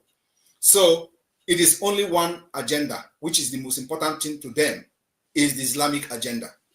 And you will agree with me that since 1989, after what we call Abuja Declaration, what was Abuja Declaration? Abuja Declaration was the gathering of Islamic scholars, Islamic countries in Abuja, where the decision was made that the only thing they have to do is not to pursue development in any region within the Sahel region, but also to install all Muslims in different position and strategic position for the Islamization of that region. So that particular implementation of the Abuja 1989 Declaration is already 90%, if not 100. And that's why for the very first time in the history of Nigeria, you have a Muslim ticket. And people did not see anything wrong with that. In fact, before this Muslim ticket, a lot of people said it is not possible. It is not going to happen. Even the people who call themselves pastors and all those preachers, all those liars, they were saying that God told them it is not going to happen. If it happened, they say, make the thunder fire all of them, make fire burn them. They pray all those prayers, all those nonsense. It did not. It still happened. There's no Muslim ticket. It is called the implementation of Abuja Declaration 1989. And I want people in Nigeria to go and read Abuja Declaration. They have altered those content, the content of the declaration, but everybody who knows it knows the content was to install Muslims in all strategic position for the Islamization of the entire region. So Biafrans are resisting that because we understand that very well. So if you tell us, let us come down now so that it is everybody will be one, they will come harder on us in the next 10 years, and we don't want to go back there again. So what are we saying? We are saying that we need a country where there is going to be rule of law, justice, fairness, equity. We need a country where our women will go to hospital without paying money, doctor will attend to them. We want a country where our students will go to school and nobody will kidnap them. We want a country where we are going to have good road, transportation, good social amenity, and possibly provide social security for our people. It may also interest you that as a government in exile today, we have the strongest national identity card. As a government in exile, the only country that will compete with us today is South Africa. The security we have in our national ID card, and it is European standard. It will be unveiled and issued to applicant first time ever during our convention in Finland. That's how far, that's the kind of quality of life we want to give our people. Nigeria don't have it. No other country have it in Africa except South Africa. And we have contracted the best security company in Europe to do this. So we are laying example. We want a country where our citizens can travel visa-free because we have what it takes. The Europeans need us more than we need them. America need us more than we need them. So we need to have the kind of agreement where our citizens of Biafra can travel without anybody using telescope to look their passport. No, we want that our people will be respected in any point of entry in any part of the world. That is the kind of, Nigeria can never provide that for you, and you know that. So thank you very much. All right, thank you, Ikolola. Let's go to Christian. You're next. Hello. Greetings. Hello. Greetings. Rudolph, can you hear me? All right, thank you. I just missed one of your interview with Hyundai. So anyway, I'm just curious to ask Simon Eba. One of the questions Rudolph asked you, what role you're going to play when Biafra comes. One, you said the role Biafra giving you, but you're already a prime minister, so you really need to Biafra to give you a role. But my question now is, if you declare this Biafra on December, how long will it take you to remove the barracks, Nigerian barracks, army barracks, and police barracks? And how do you install remove the political actors in the territory and fill them with the Biafran political actors? Given your thing that you have missed so many instances, promises about the chiefs The Biafran, you gave for 150 days in the past, it didn't come. And the release of Mazin Nnamdi Kanu. In fact, most of the promises or the instances you have given hadn't worked in the past. So how do you think that, why would anyone seriously believe you that this one will work, or is this a publicity stunt? All right, so let me address you. First of all, I did not make myself prime minister. So Biafrans voted me, and you need to be part of the movement to know whether I was voted in or not. But I'm telling you now that I was voted in as a Biafra prime minister, and so you cannot be outside and want to know what is happening within the circle of the Biafra agitation. That's number one. So, like I said, I will be serving Biafra people in whichever position they give me. So that particular statement stands. Another thing is that you asked, how am I going to remove the military barrack? I have said we are at a war of attrition. So I will advise you to go to Google or to any search engine and check what is the war of attrition. War of attrition is that we fight till the person that is tired will leave. And so after the declaration of the restoration of the independent state of Biafra on December 2nd, what we're going to do is to generate a document, a legal document. This legal document will comprise of the Biafra Constitution. It will comprise of the announcement of the Biafra self-referendum. It will comprise of the assenting into international human rights laws, international human rights treaties, international human rights convention in accordance with the UN treaties. We are going to assent to these laws, to respect them, the laws that Nigeria have violated with impunity. So this assenting to these treaties will give us that particular part of the legal background and legal backing to continue to pursue a diplomatic and political, using the diplomatic and political approach for the recognition of Biafra as an independent state, providing an alternative to Nigeria. So this is what we are doing. And this takes time. It is not a rocket science. So you need to have patience with us. That as we are engaging Nigeria, delegitimizing them, they're going to get tired. At the end of the day, I'm only pitying those who is going to die, especially from the Nigeria side, in the name of defending Nigeria. Because at the end of the day, they're going to invite us to talk on the table, to discuss the partition of Biafra and Nigeria. It is going to happen. So those who die for no reason are the one I'm going to pity. Because Biafra will come one day and sit on the table. Everything you see happening today will end in a table. So what you have to ask yourself is that, is Nigeria a better option for you? That's the question. Do you enjoy Nigeria? Do you want this particular Islamic state that is happening today, where Haram are recruiting? Not that I'm a proponent of Nigeria. The reason why I asked my question, not that I'm a proponent of Nigeria. Let me address one of the questions. You said about 150 days, that all the promises I made, none of them has happened. There is no promise I have made that did not happen. Every promise I have made is targeted at achieving something. One is that before I started the 150 days countdown, it was to make sure I destabilized the Nigeria electoral system. Because many of you were saying that Obi is going to win. And I was telling you people that Obi was not fighting to become a president of Nigeria. Obi was only installed by the British Empire in order to destabilize the Biafra agitation, just like they kidnapped Mazin Nnamdi Kanu. That was the work of Obi. Today, are you going to be saying you are proud of Obi? Obi that is congratulating Gowon?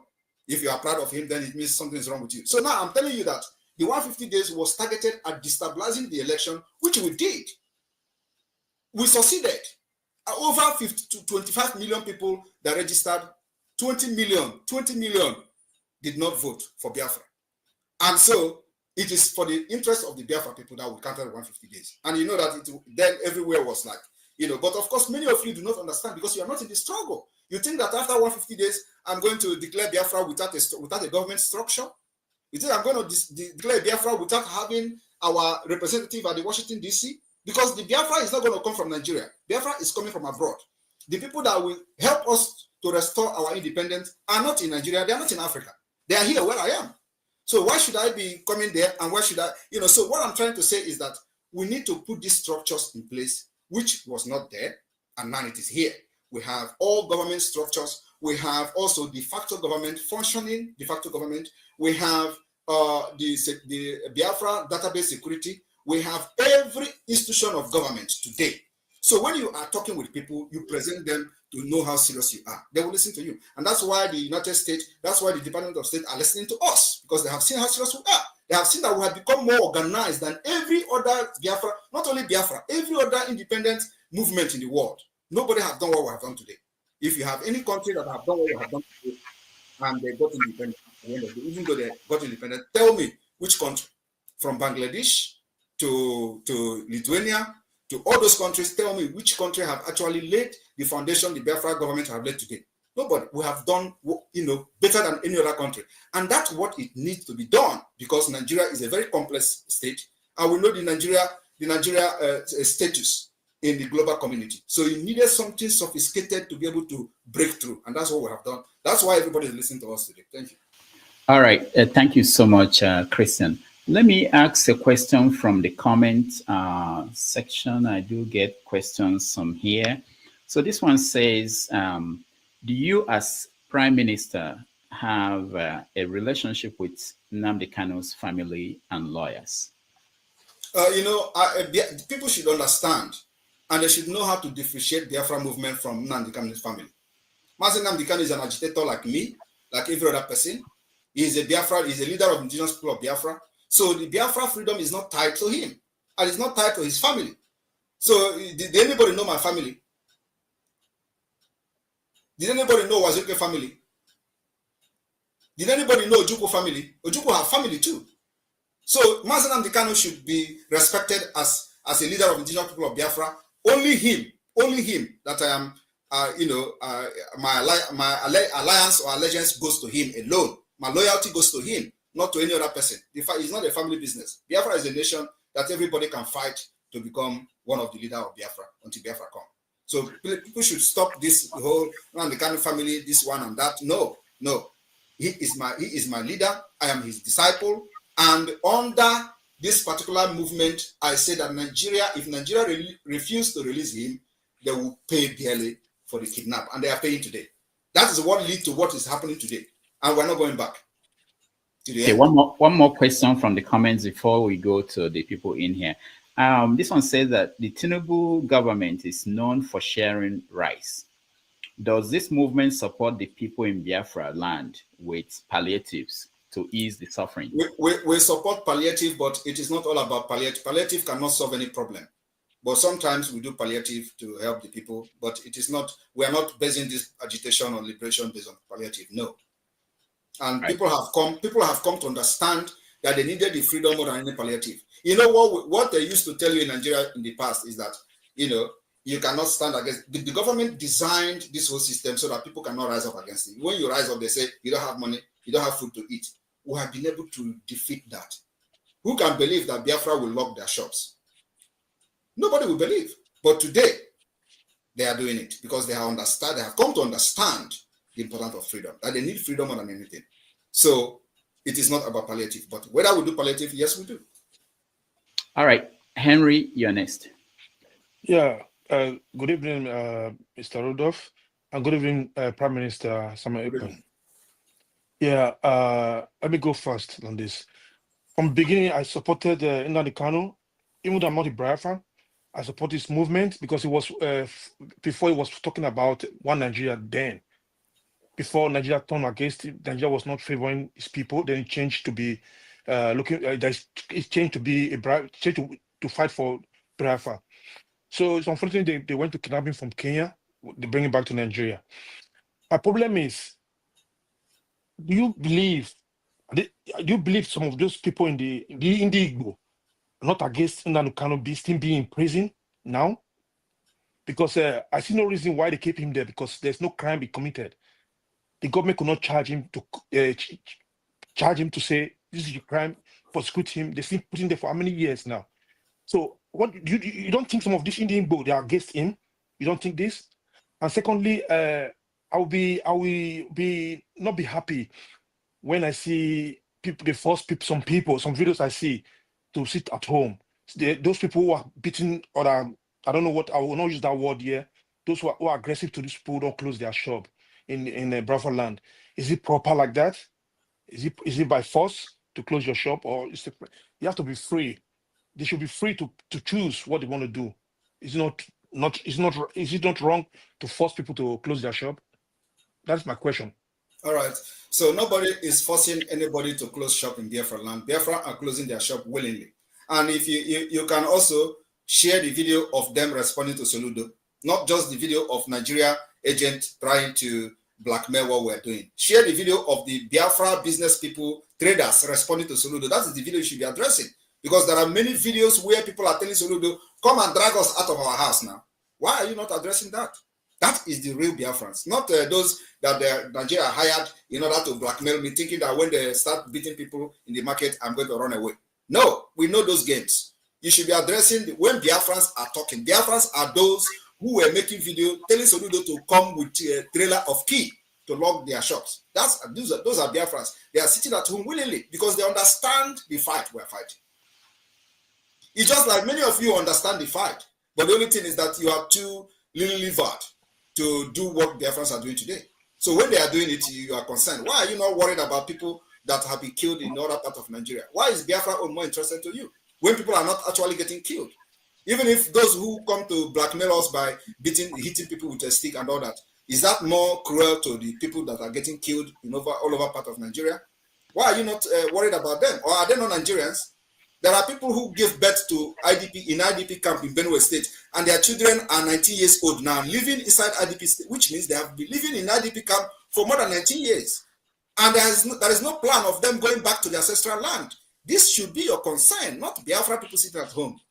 No, sorry, Rudolph, sorry, please.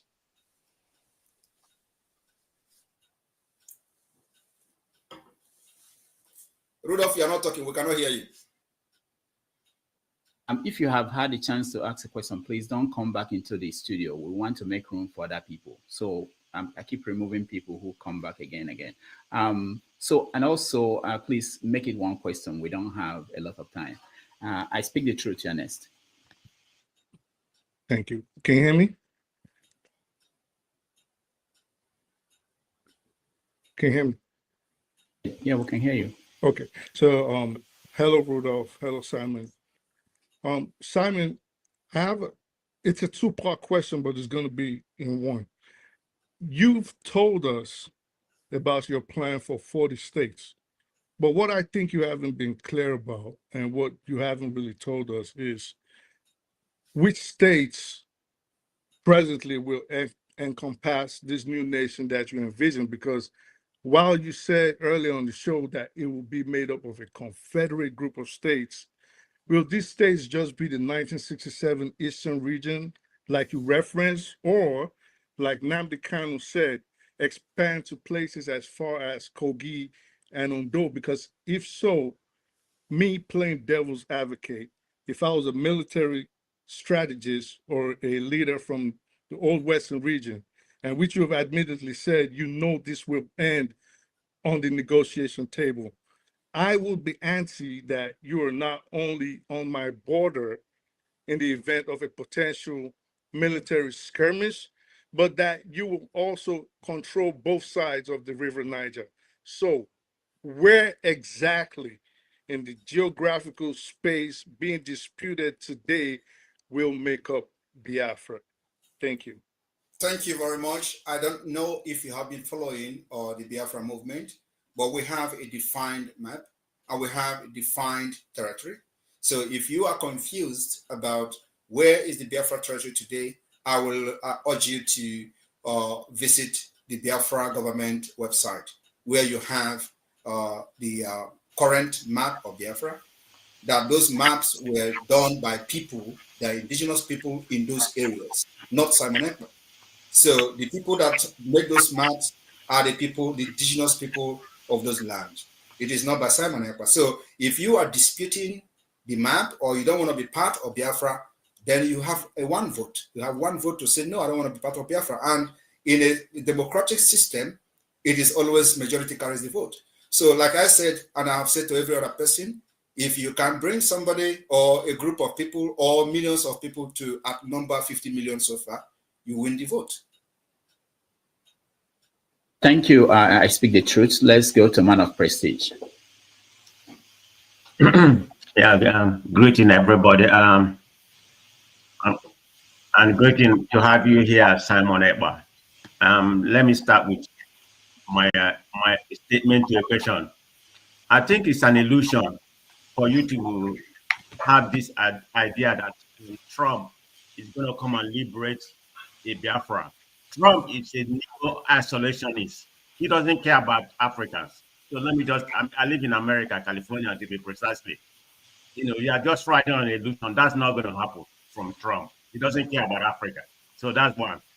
But whatever your ideology of trying to actualize Biafra, whether it's going to come to fruition or not, that's debatable. So I'm not here to contend on that. But my main focus is the mayhem you are causing to the Southeast. I mean, how are you going to actualize Biafra when you finish killing the Biafran people already? So what country are you going to have? That's my question. You have not joined them. You have not been killed. So I think when you are gone, Biafra will come. And number one. Number two is that you are not part of a Trump team. You are not personal advisor to Trump. And I didn't say that Trump is going to give us Biafra. So don't come here and say something that is not right. Trump is the president of the United States. There are people that influences his foreign policies. These are the people I am engaging. The Department of State influences the Trump foreign policy. The Congress influences Trump policy. The CIA intelligence agencies influences foreign policy. These are the people I'm engaging. I'm not engaging Trump. Thank you. Thank you, man of prestige. Let's go to Alwin Bond. I used to know your name. You changed your name. Yeah, thank you. Hey, Dr. Damages. How are you? Good evening to you. My Prime Minister, Simon Ekpa. Good evening to you. Greetings. And I would like to say, may God continue to bless you. I am the Okene of Biafra because my mom is from Aba State.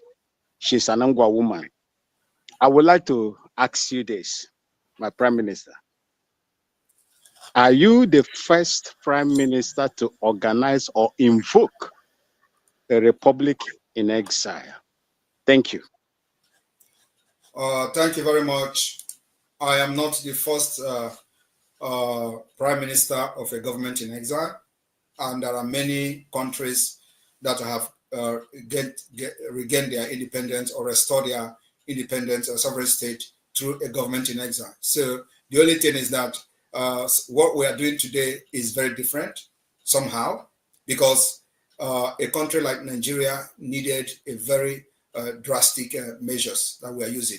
And that's why we adopt this 4 different approach, which is the political approach, diplomatic approach, the armed struggle approach in the self-defense, and the civil disobedience approach. So we are fighting Nigeria from all angles. Thank you. Thank you, and let's go to electricity. Yeah, thank you. Thank you, Dr. Man. Good evening, Simon. Mine is just clarification. It's a follow-up to. Can you hear me? Yeah, we can hear you. Yeah, it's a follow-up to Okija question. You referenced 3 religions officially recognized in Biafra state. You live in Finland, and Finland's constitution guarantees freedom of religion and freedom of conscience. 0.4% of the population have official membership. Is it the case that they will practice Islam in Biafra if it ever happens, but will not be officially recognized? Okay, go ahead. Or is it the case that Muslims will not be allowed in Biafra? Just clarification, please. Thank you very much. We are going to sign into law the United Nations Treaty that protects every person, both religious person, both minority group. So those laws will be signed sent into law in our local law constitution, and it will be respected. So, but what I'm telling you is that the official religion remain Christianity, Jewish, and traditional religion. This is the official that we have in Biafra territory. And just like you go to Saudi Arabia today, you don't go there to question the laws, why very hostile to some certain religion and all that. So we are going to have that in Biafra land, but we are going to respect international law, especially the UN Treaty on the protection of human rights. Thank you. All right. Thank you. Paul, you are next. Thank you. Thank you so much, Mr. Rudolph. Can you hear me? Yes. Okay. Mr. Rudolph, good evening, sir. Mazi Simon about the Prime Minister of Biafra. Thank you. And I greet everyone in the panel. I have two questions to ask you, the Prime Minister, and then I will ask it in one.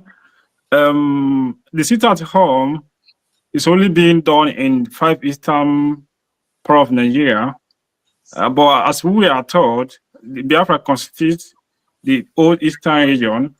So the people from River State, the people from Delta, the people from Calabar, they are not doing sit at home. The people from Kogis, they are not doing sit at home. So I want to know why those people are not doing sit at home. Is it only Igbo people that is Biafra, or I mean, I want you to clarify that. And then the second question I want to ask you. I was listening to you. You made mention of the leader of indigenous people of Biafra, Mazin Nandikang, is to call yourself his disciple. I want to know, wouldn't that be so much disrespectful to him when he eventually come out tomorrow? Sorry, what, say it again. I didn't hear you well. Okay, I say you made mention that that you are still loyal to him, that you are still his disciple. Yes. So I want to ask you, wouldn't that be so much disrespectful to him if he eventually come out tomorrow? And then because the government in Israel, I think, is quite different from the group he's leading. So I want you also to clarify me the difference between IPOB and the government in Israel. Thank you so much. Thank you very much. Let me ask you a question. Is Mazin Nnamdi Kanu agitating for a group or for a country? Mazin Nnamdi Kanu is agitating for the restoration of Biafra. Which what am I agitating for? You're also agitating for an sovereign independent state of Biafra. So, and you think Mazin Nnamdi Kanu will come out and be interested in agitating to restore IPOB as a group? Or so, when Nnamdi Kanu come out, who is going to be a leader?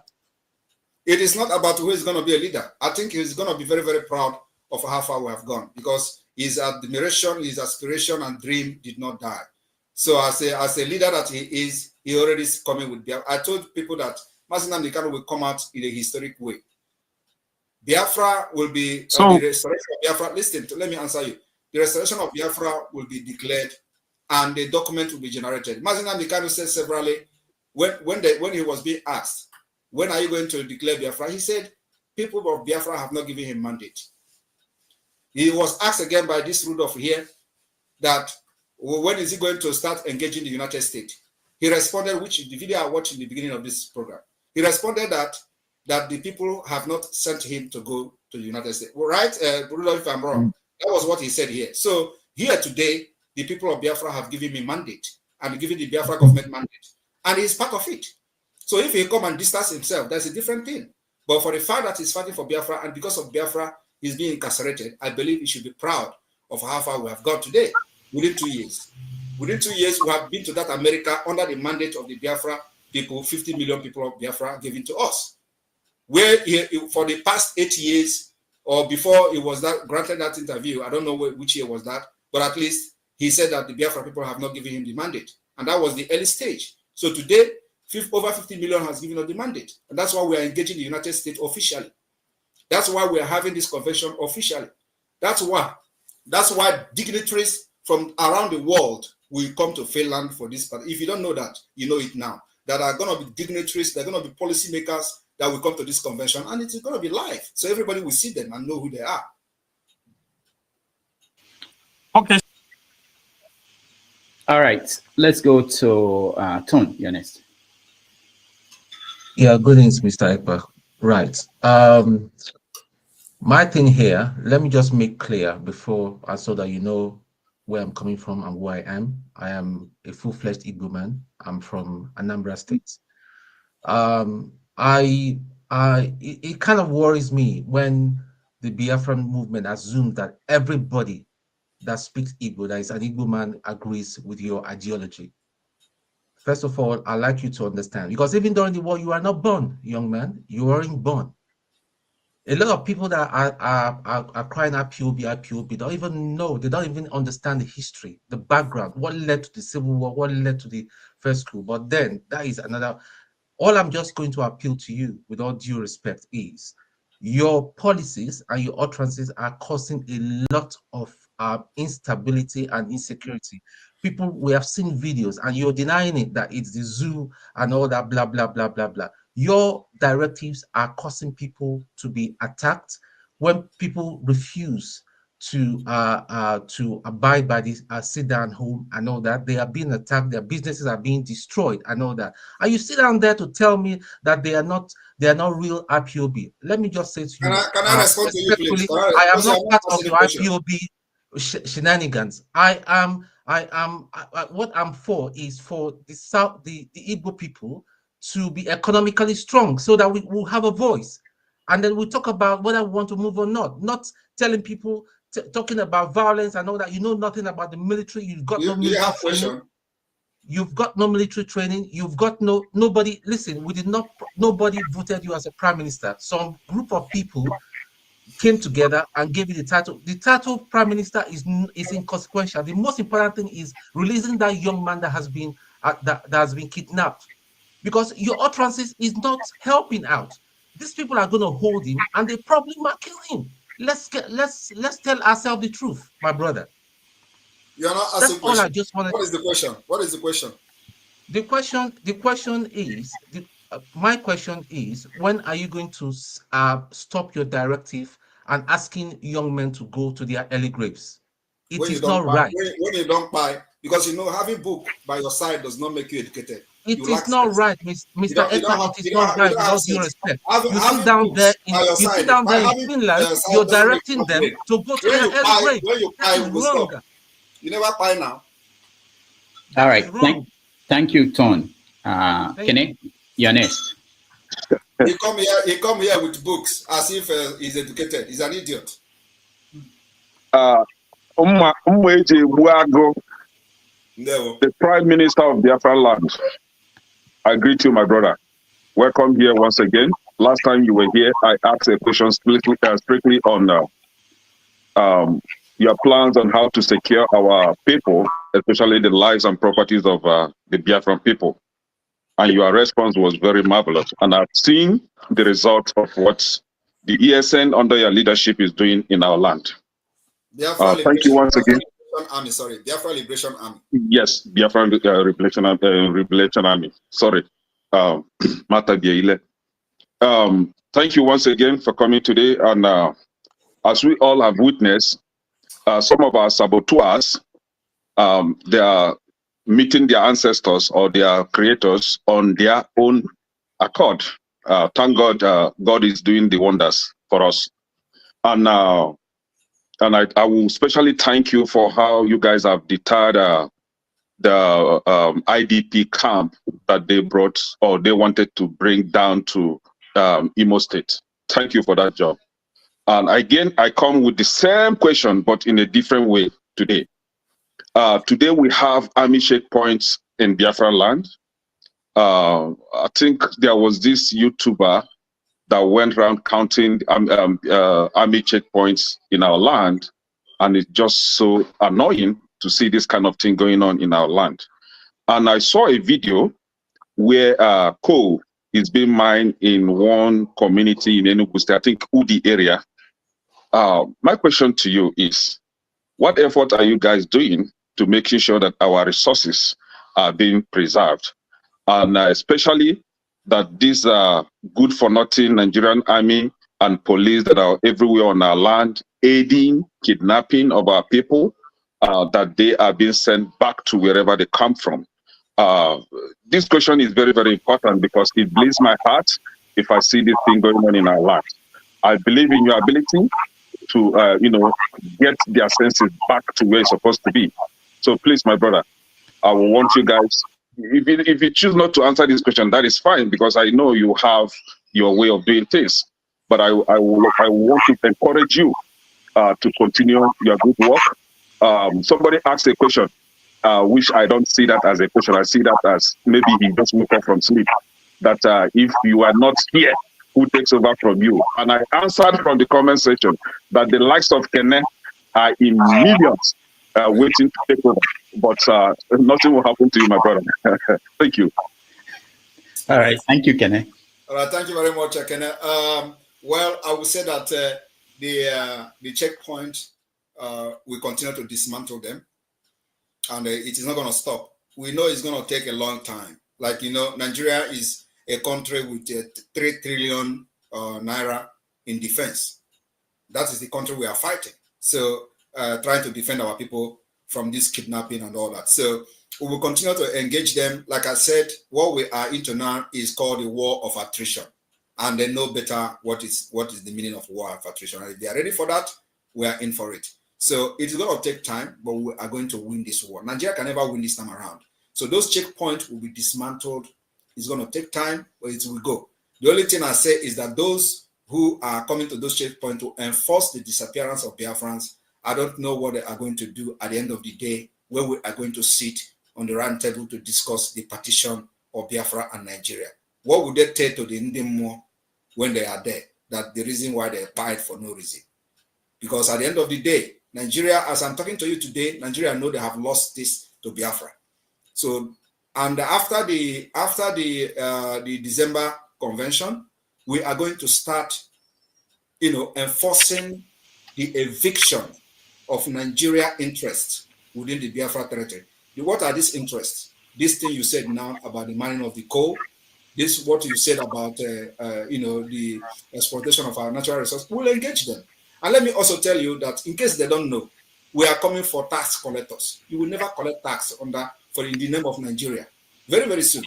So if you are a tax collector, resign, because you can never collect tax under Nigeria. We know this whole thing is going to take time, but we'll cripple Nigeria and make sure that not even a farthing will be generated from Biafra land to Nigeria post. That's our target. At the end of the day, we will sit in one table and discuss the partition. Thank you. All right. Thank you, Kenne. Let's go to Miracle Kingsley. I think you're in Nigeria. You're in the dark. So go on. Kingsley, can you hear me? All right. I don't think he can. So let's go to Ngozika. Ngozika, can you hear me? Kingsley, you have to mute yourself if you can hear me.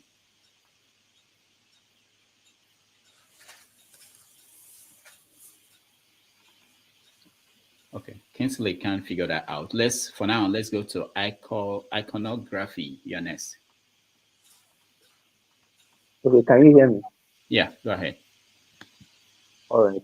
So I was going to ask a question about the timeline aspect, but I think I should leave that first. Okay, speak up. We keep hearing about the 50 million people that voted. Okay. And like that. So the 50 million people, and what I would like to ask is, this thing I want to ask for now will give credence to the numbers that are being called. Can we get like some things that show how the election went? So an electoral map that shows the different areas where the votes came from that the 50 million votes came from, the spread of how the registration happened, because I don't think you just allowed anybody to vote. It was that you confirmed who they were before they were eligible to vote. So the 50 million votes that you're talking about, where did they come from? How did they spread across the eastern region? Where are the people? Who are the people? Or let me say the demographic of people that. All right. Thank you. All right. Thank you very much. Thank you. Thank you. The Biafra government officials will make that particular information public during the convention. But I tell you that we have everything documented, just as you see them voting on the videos we have released so far. Every county is voting. Every state have their voting and electoral officials, and we even have the names of those who voted. So everybody who participated in this voting has a name. So it is not just coming to ask where they vote and all that. Everything is well documented, and the voting is still ongoing as I speak. It will end on the 28th of this month. And during the convention, we are going to live stream the result of the voting, which we don't know yet how many at the end of the day. So everything will be made open in Finland. And if you doubt the result, you conduct your own. Thank you. Thank you. Ngozika, go ahead. Good evening, Dr. Damages. Good evening to our guest. I do not have questions for him. I just want to make I want to refute something he said. Mr. Ekpa said that the people in Biafra land, that is the southeast, willingly lock their shops on Monday. That's a lie from the pit of hell. I live in the southeast. People are not locking their shops out of solidarity, Mr. Ekpa. They are doing it out of fear. If fear instilled by your people, stop lying. That is all I came to see. Okay, I don't know who is lying. I am not there, but I have seen videos of people challenging Soludo that he should come and drag them out of their houses. So you are just one person there who is a one Nigeria. So it's a normal thing for you to come here and talk. But we have seen videos of Biafrans that are business people who are actually closing their shops, and they are challenging the governor to come and drag them out. They even went ahead and told the governor that if he's coming to lock their shop, he should come with a trailer load of key. So are you more Biafran than them? Thank you. And of course, I'm not surprised that people like you will come here with a Nigerian mentality. When we are struggling to save you from the evil entity called Nigeria, you come here to talk rubbish. All right. Otakago, you're next. Sorry. Thank you very much. Can you hear me? Yes. All right. Good evening, Dr. Damages, and then good evening to Mr. Ekpa. My question is, somebody raised it earlier. So somebody asked you about previous promises that were made that have not been fulfilled. And you said that you've kept all your promises. But I want to draw two in particular to your attention. So about 2 years ago, you made a tweet asking for 50 people who donate $10,000 each. And then that if they do that, then within the next 6 months, we'll see Biafra. And it's been 2 years now. So I guess my question is more, is it that you've not gotten the 50 people, or they didn't donate, or that promise has not been? Did you donate? Then you went ahead to also talk about a match between Biafra and Ambazonia that would happen soon.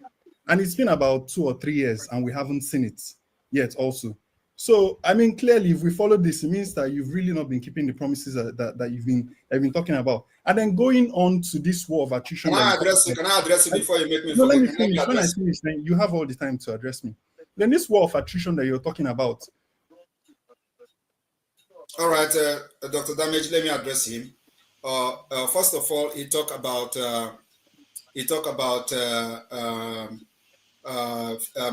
Ambazonia and the Biafra match, and I will put it to him that which one is more, more recognized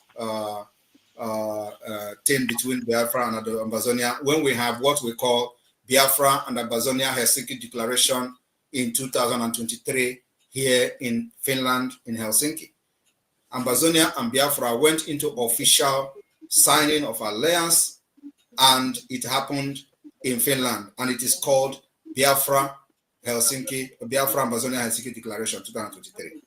So is it football that we did not play because of one reason or the other that is going to be more, that is going to discredit what I'm doing?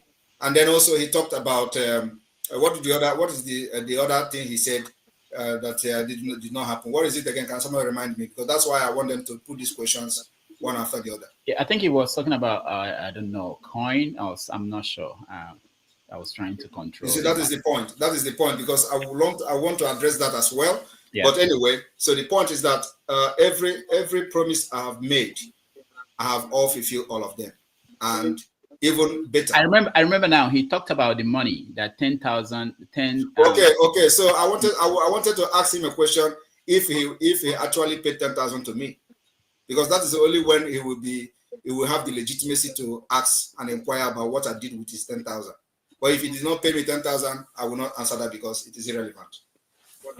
Those who are in the studio, if you want to just find one question, one of the best questions you have, so that we don't have to remove you. Divine Ebube, you're next.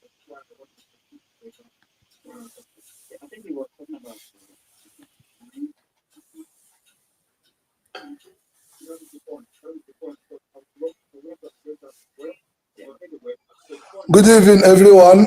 Good evening, Simon Eba Maze. Greetings.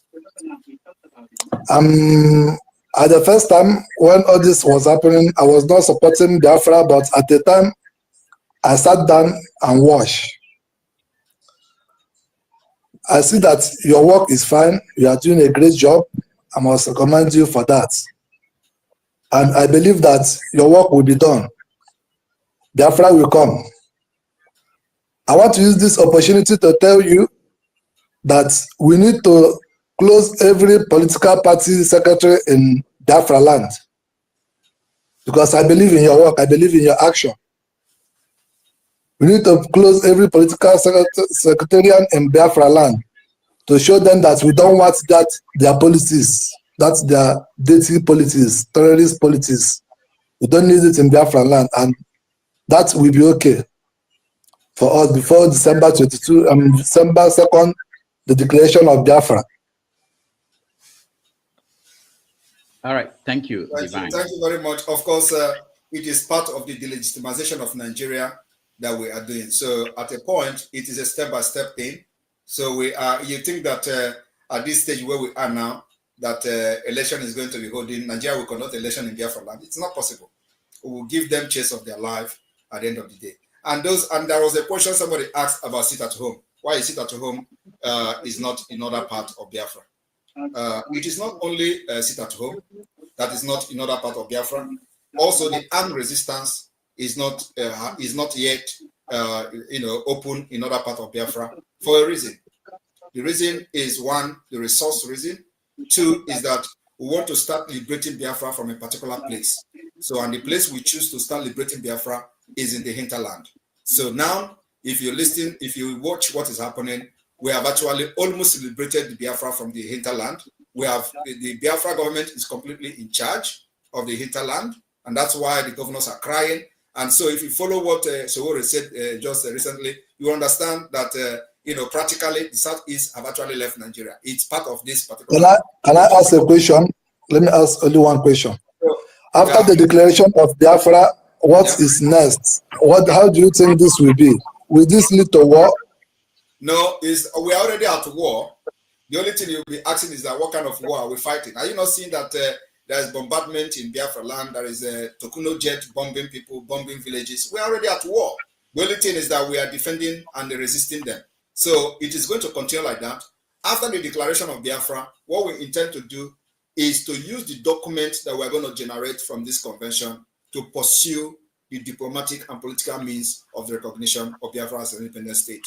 And it is going to be everything is going to be working together. As we are pursuing the recognition of Biafra, we are also trying to evict and delegitimize Nigeria within Biafra territory. That's how this freedom is going to come. Thank you. All right. Victoria, welcome from California. Thank you. Namokonkwa. On board. On board. On board. What I got to say is about 98% of whoever has come in this please, my fellow panelists, you know me, I don't follow nothing, but I will hit around and get it. I salute all of you. Other than Kene, nobody has said or asked, what do I do to get this done? Come on. The only thing I'm going to say is this. Take it as a question or anything. I told you, my prime minister, there is no name under the earth that can qualify you. I told you that. So, I'm saying,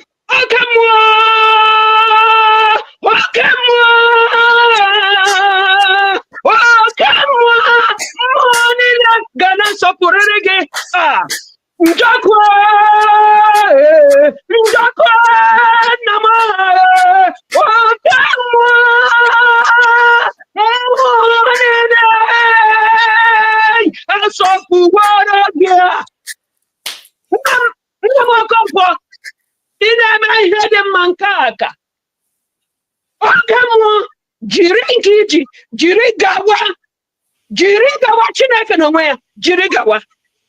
Ekele m. Thank you, Mbori in California. Let's go to Mazi Prince, also in California. Yeah, Dr. Damages and Mazi Simon Ekpa, you know, I don't know about that Prime Minister of a thing. However, with no disrespect, how come the Monday sit at home, you know, that is ongoing in most part of the East is not happening in your village in Ebonyi State? And that's my question, please. Charity begins at home. Thank you. Anybody that's told you that there is no sit at home in Ebonyi State, the person is lying. And those propaganda doesn't move us again. The entire Southeast, as Nigeria call it, is under lockdown. No place that is not observing it. And just for you to know, I am from India. All right. Thank you. Let's go to... I'm only helping Biafrans to get their freedom. I'm from India. If that is gonna be enough. Let's go to Becky. Becky, you're next.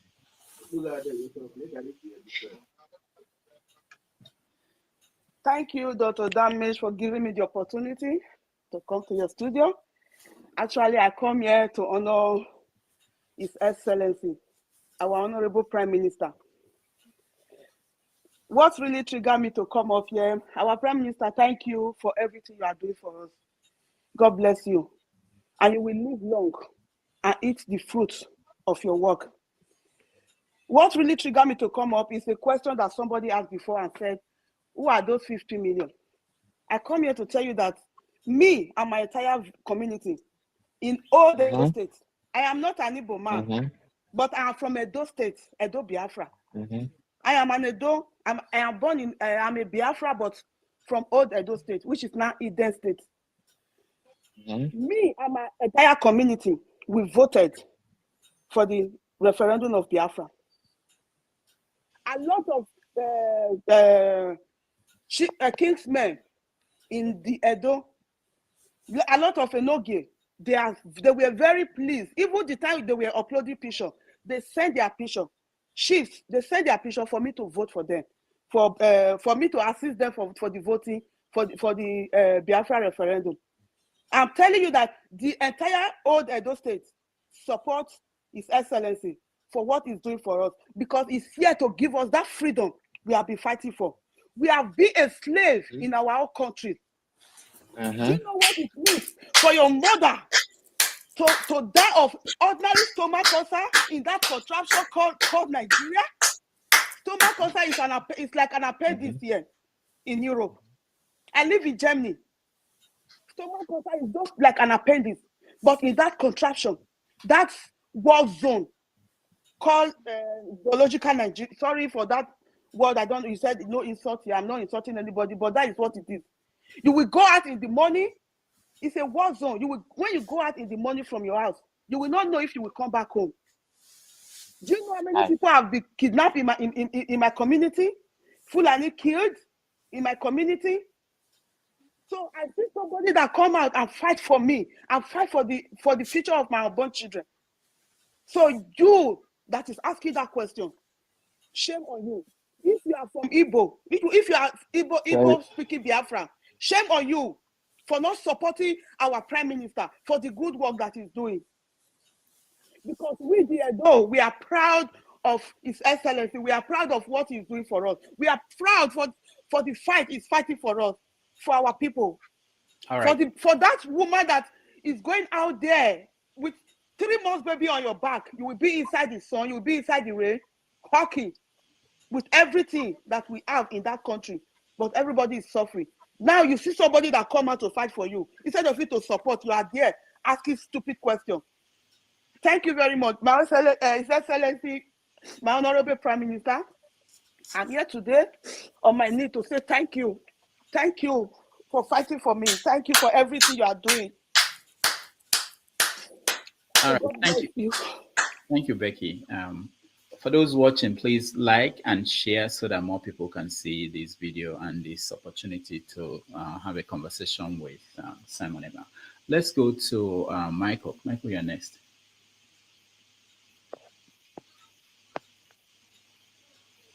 Michael, can you hear me? Okay. Yeah, I can hear you. Good evening, everybody. Okay. Yeah, go ahead. Your question. Okay. My question is for Biafran Prime Minister, Mr. Simon Ekpa.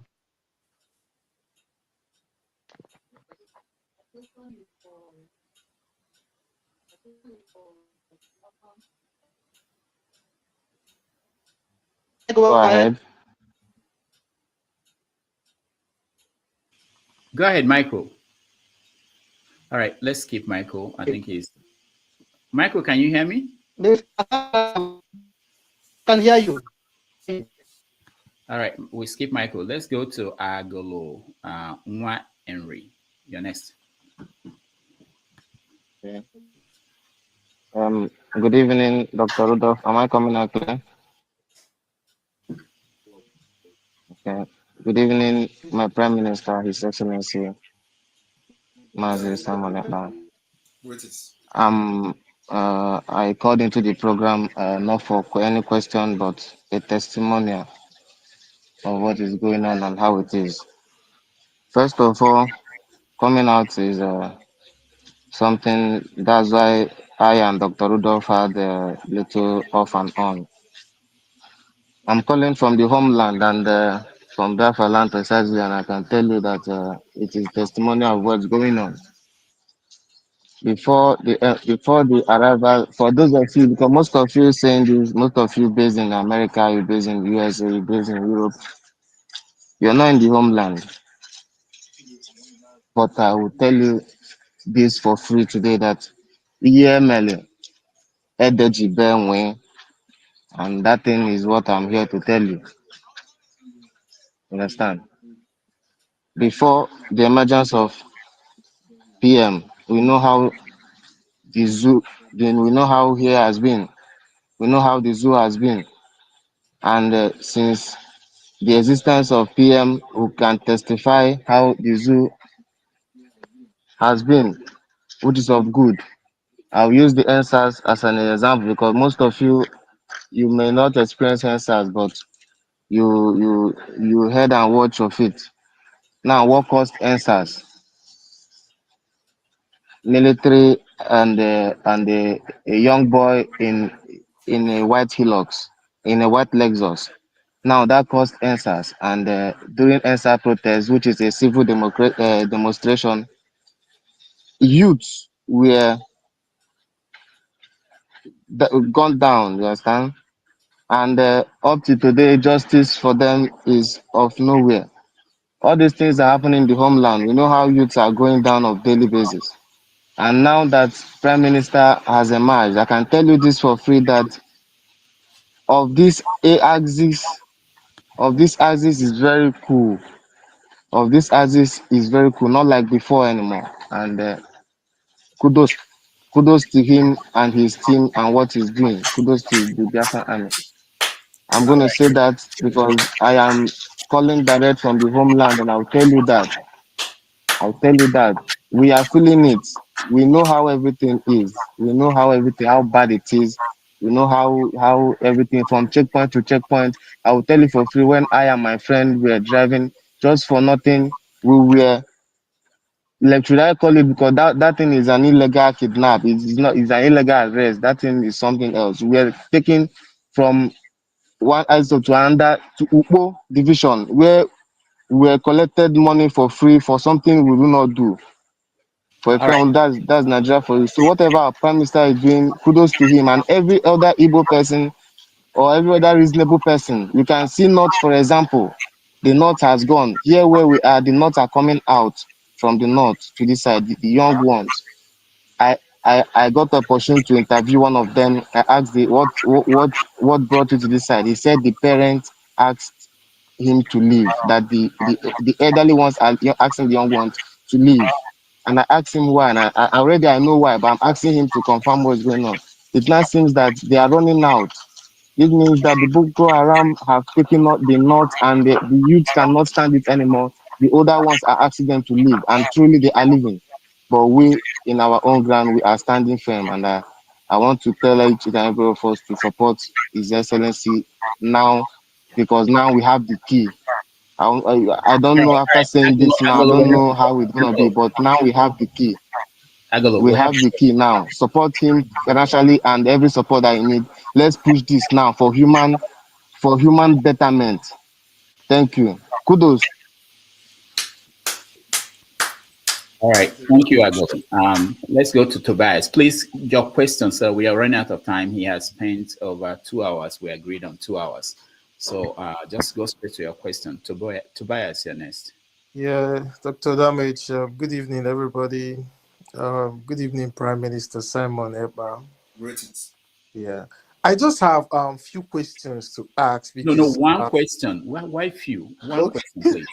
Okay, just one question. Yeah, just find the best. Okay, Mr. Simon Ekpa, the Prime Minister, is actually doing a good job. Attention is coming to the East. And definitely with the level of things and the way things are going, we're going to see resistance come to the East. What will happen if it gets to the level where our people are being attacked outside the East? And what will happen if this attack is being brought to the East to attack the people? How are you forming our defense for the people at home?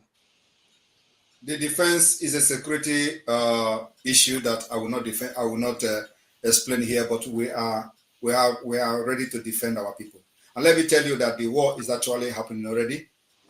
You can see that the killing of our people outside Biafra land did not start today. It was what led to the war in the 60s. And after election last year, our people were killed in Lagos and other parts of Nigeria. So it is not a new thing to us. The only thing I will advise our people outside Nigeria, outside the Biafra land, is to know how to defend themselves when the time comes. But you see, Biafra land, I will seal it. Anybody that crosses there will never leave when the time comes. I'm telling you the fact.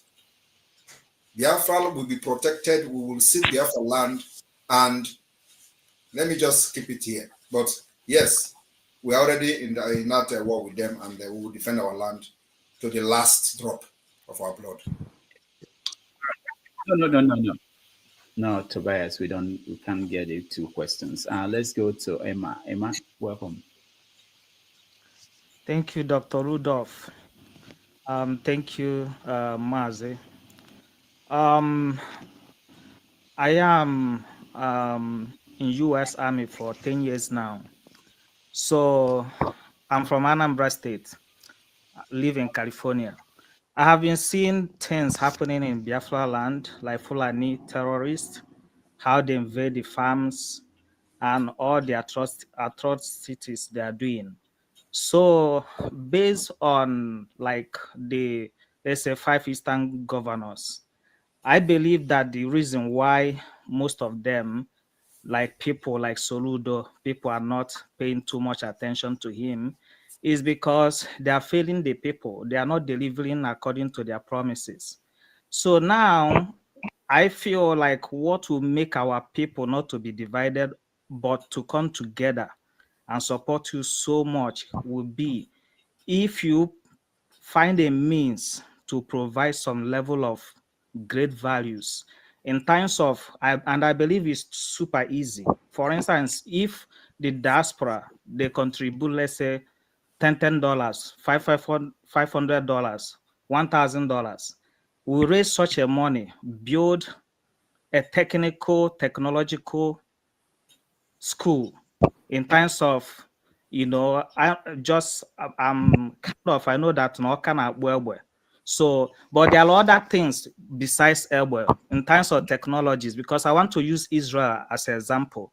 Israel today, because they are highly technological, highly scientific, and they build their own people in terms of education, in terms of technology, with the back of US. They are a small nation in Middle East, but they are dismantling every challenge on their path, including Iran and everything. So I am looking at the war of, let's say now, I know that the war of attribution, just as you said, is good, is great, because the Fulani terrorists, they want to Islamize Nigeria. That one's for sure.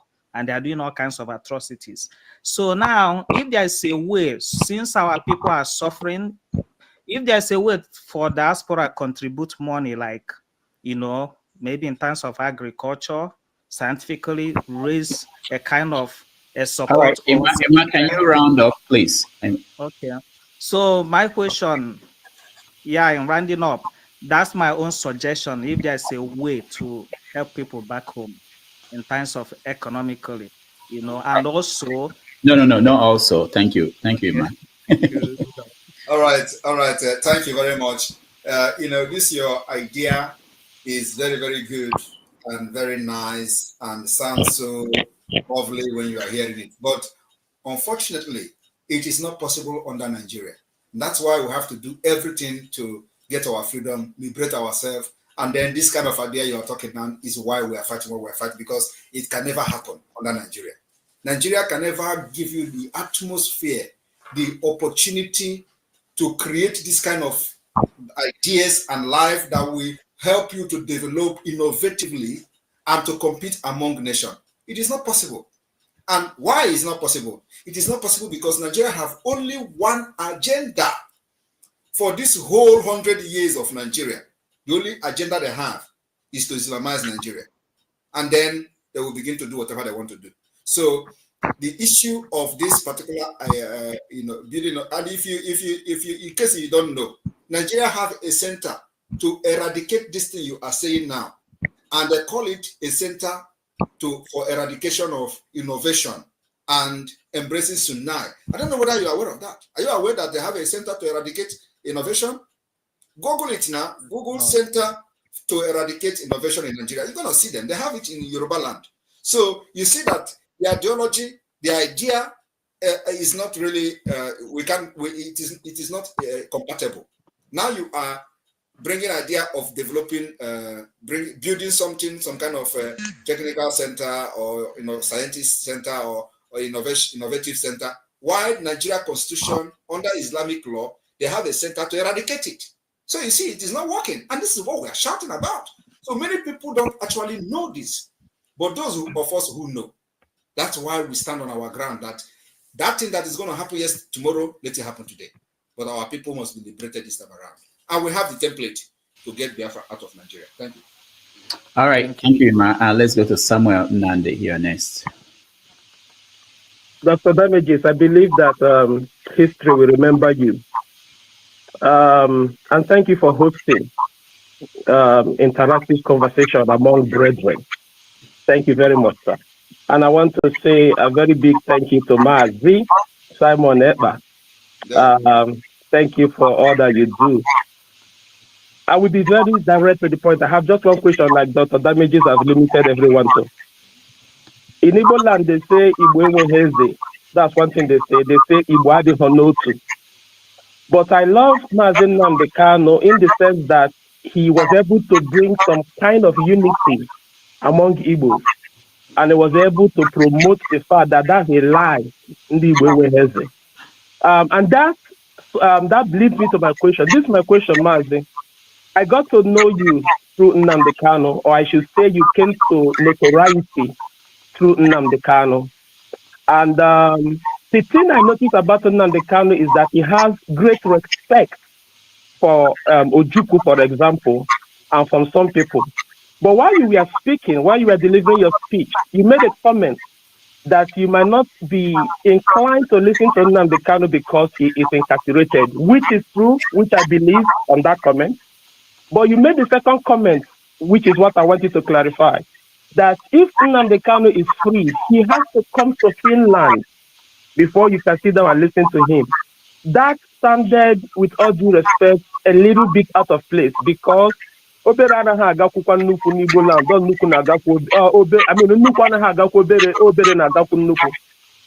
you had said that you guys will meet at a central place, United States, somewhere, just somewhere central, that would have sounded a little bit like someone who almost did there ahead of him. But to say that Nogademi is in Finland, there are many Igbo people that will not go well to their hearing. How do you clarify that? I want you to clarify that. That's my question. All right, thank you very much. You will never understand. And it is not everything I will explain here for you. And I'm not here to entice everybody with my speeches. Take those what are good that I have made and remove those that you feel are not good. Take the good part of me and throw away the bad part of me. But the reason I made that comment, those who are in the spirit will understand me. And I'm not making it for people to love me, but that is a fact. We are fighting a demonic state, a state that is ready to destroy anything and anyone in order to maintain the status quo. So I know what I'm saying, and I know why I said such thing, and I cannot explain it here for you to be happy with me. But if there are other things I'm doing that you're happy with, I believe that should be well with you.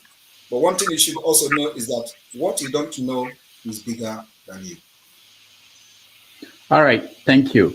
Let's go to Uchechukwu Nwa Jesus.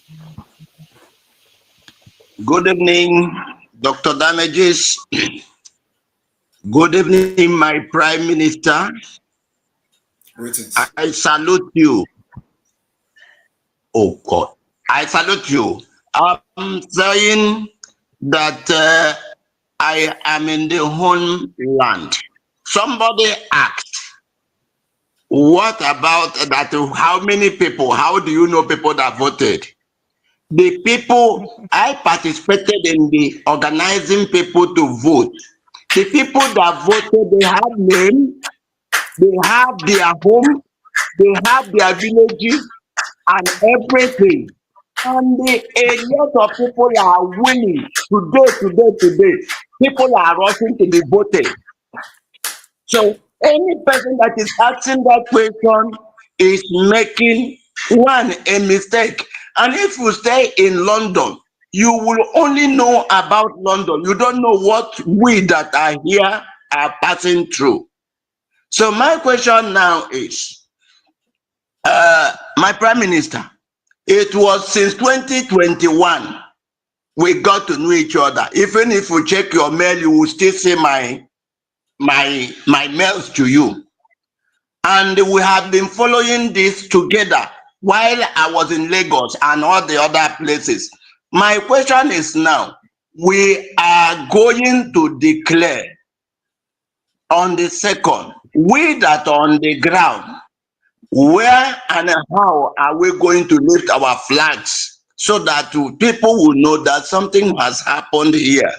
So that those people who are there thinking that nothing is happening here, will know that we are actually on the ground. God bless you, sir. Thank you very much for that. And it is good. I was actually expecting that everybody that is going to come here will be Damages group, you know. So I'm surprised to see people that are part of what we're doing. Honestly, I was not expecting anybody to come here, you know, to support or confirm what I'm saying. But I was just expecting that this is a platform for one Nigerianist. This is a platform for people who have a different ideology and ideas from what we're doing. So, but it's good to see some of you here. And I would like that we can have this particular discussion again after today. So Rudolph, take note of that, you know, because it is very imperative that as we approach all these people that have issues with me or with Biafra, they should come. And they don't need to believe me, but at least they'll hear my part of the story instead of hearing from the third party and all this hearsay and all that. So, yes, the Biafra government in the homeland, which is called the de facto government, will be communicated. The entire leadership of the government, of the state government, will be communicated on what to do and how to do that. So those who are part of the government will be informed and communicated on what to do and when and how. So those instructions will come from the internal memo. Thank you. Bless you. All right, thank you so much. Rudolph, you mute yourself. Thank you, Uchechukwu. Let's hear from Prince Sike. Mr. Rudolph, I thank you for hosting our Prime Minister. Our Prime Minister, I once again I want to say I appreciate you for standing before the world to clarify some things that one Nigerians have been trying to a kind of make people not to understand. Uh, I I just came online because of one thing. One of the things that made me to come online was when somebody was asking you who voted you. So I came in here to let everybody know that we the Biafrans voted you as the prime minister. So you are our prime minister, and that is the job you are doing. So once again, I want to appreciate you, but I will also end it with a question for the whole world to hear. There is one thing you always say when you started. You always told us that you know when Biafra will come. And this thing always a kind of, I believe a lot of people don't understand. But right now, the whole world can see that Biafra is here. We want to appreciate you, Prime Minister, and we say, may the good Lord continue to keep you. Thank you so much. We thank you. Thank you. Thank you very much. And let me also make some comment based on what you said. And yes, I just want to inform Biafrans that my Prime Minister of Biafra today is going to be, this government will be dissolved. Immediately we start getting recognition from the international community. And then we'll start the preparation for the transitional government.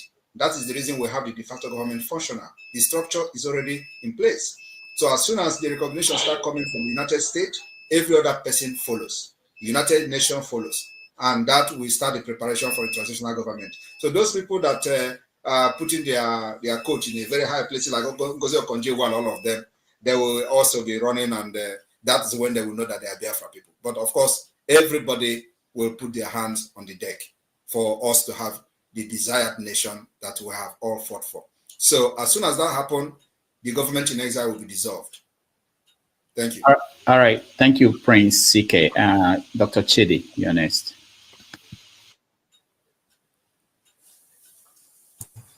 Thank you, Rudolph. How are you, Simon? I'm very good. You blocked me. I'm glad we finally have an opportunity to talk one-on-one. I blocked you because you were calling Finland. This is my time now. And as you can Dr. see, Rudolph, I after guess calling you need Finland, I'm still to here. control this thing. I'm on your show, so I expect you to moderate very well. So we try to, the guest is the guest. So he's the guest for today. So go ahead. Doesn't make sense. That's just what I'm asking. So when I'm talking, you should let me talk. And then when he's talking, I'll let him talk. Okay, go ahead. Thank you. So you blocked me when I was asking you about the people that told me that you duped them. But that's a story for another day. I'm glad that we have this opportunity to talk to each other one-on-one. The most painful thing about this madness of yours is just the lives Rudolph, if he's here to ask questions, he can ask questions. The lives that I'm here to address me as madness of yours, please. You're a crazy man. The only thing is the lives that you're losing, the lives that are lost as a result of your actions. That is what is bothering me. What you have caused for Ebonyi people, your brothers, sisters of Ebonyi state in particular, who are murdered here now and then, and other young boys. My friend, let me finish talking now. This is your madness. Let me finish. Like that, please. You're a stupid man. One day, Doctor Che, they have to talk to respectfully, please. Yeah. You are not here to fight, please. Hold on. Who is speaking? Please don't speak. I'm the one running. It's Kingsley is talking. No, it's not Let him, about. let him. Yeah, It's not he should be about. cultured now. Why would he be talking It's to not someone like about. that? You know how many people that are killed because of what this stupid man is doing. One day all this will All be right, over. all You right. know it. Rudolph, Do you I do will you not. I do will you not have any take Mr. proof? Do you Man, have any shut proof up of your that? mouth. On your show. You don't have Do you have any proof? any evidence? Down there in Finland. Shut up your mouth. Don't accuse anybody for what you don't know. All right.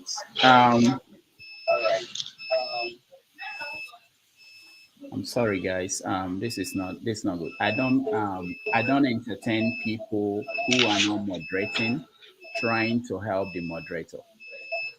If we have a guest and we want to respect our guest, whatever you think about him, and there are some languages we don't encourage.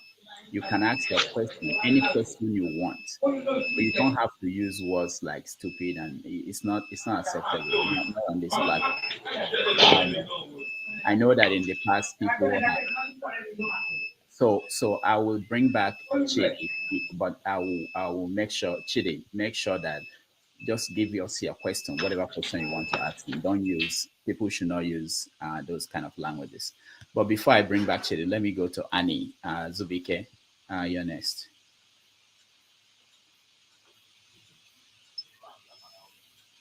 Dr. Grievous, sir. My PM, Obato. You're not talking or it's muted. Yeah, Annie, we can hear you. Dr. Grievous, sir. Oh, My okay. PM, Grievous, sir. I salute you. Waiting. I from homeland, Ebony State. Oshago precisely, Umuzakambo. All of us are here what he is doing, and we are appreciating you very well. Don't mind whatever they say. We people in homeland know what is going on. Forget those who in abroad who don't know what is going on in our homeland. We people in homeland who know what is going on. Forget whatever they know, whatever they talk rubbish. Oblo shike anya etalo mogaba.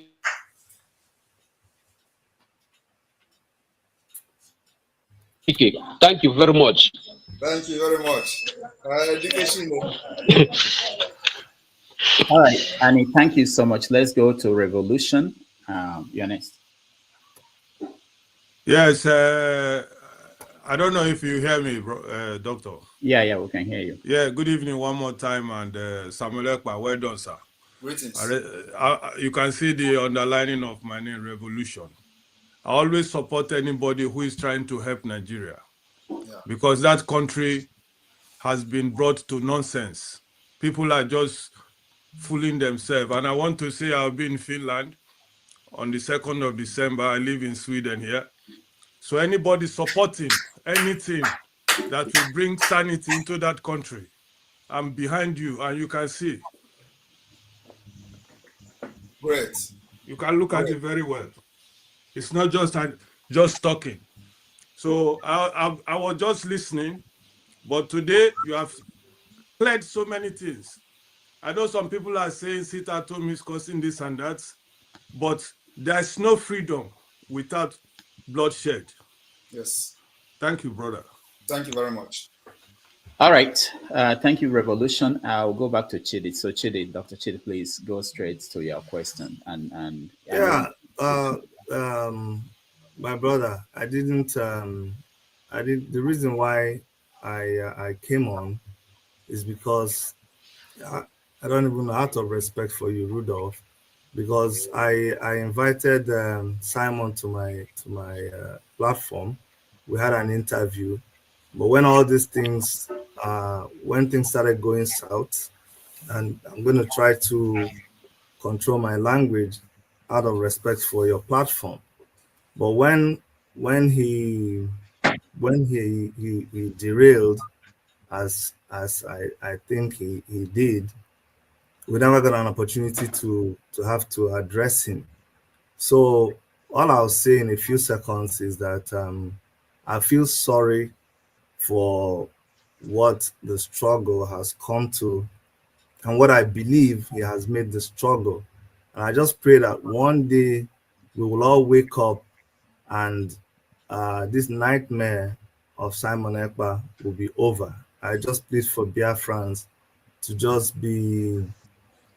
It's a very sorrowful thing. It's a very mournful thing with Mazi Nnamdi Kanu in prison. A lot of our people dying every day. I'm just hoping that one day all this will be sorted out, and this madness will be over. Thank you for having me, Rudolph. Thank you very much. Thank you, Dr. Chidi. All right, let me also address what he said and make a comment. I hope that one day when Biafra has been restored and recognized through this madness, you will come and we'll sort our differences differently in Biafra court. Thank you. All right. Thank you, Mazi Simon. Let's go to, we are rounding up now. Eze, thank God, you are next. And just a last one, please. He said something that so that this nightmare will end. And indeed, that is actually the exact word to describe what I'm doing to Nigeria. I'm the Nigerian nightmare, the terrorist Nigerian nightmare. So he actually said the right word. So that's all right. Thank you. So Eze, thank God, you're next. Good evening, my PM, Simon Ekpa. Good evening, the co-hosts, all of you, Isai here. I greet everyone. Honestly, I came in to appreciate the good work my PM is doing. I am here in the hinterland of Biafra. I hear someone saying that Boy State is not is not sitting at home. That is lie. We are sitting at home here every Monday and every other day. As occasion Warat sit at home, we sit at home. It is only a foolish man that we say that Nnamdi Kanu has not tried or is not working for him or is not working for his freedom or cannot be aggressive seeing Nnamdi Kanu being kidnapped and detained illegally. Even the prominent, even the politicians, we know what they are doing us here. We know how much we are buying fuel, a liter of fuel now, 1,200 naira. Go to, even pure water now is, one sachet of pure water is 15 naira. 300 naira. We know the hardship we are in here. We know what the Nigerian government has cost all of us here.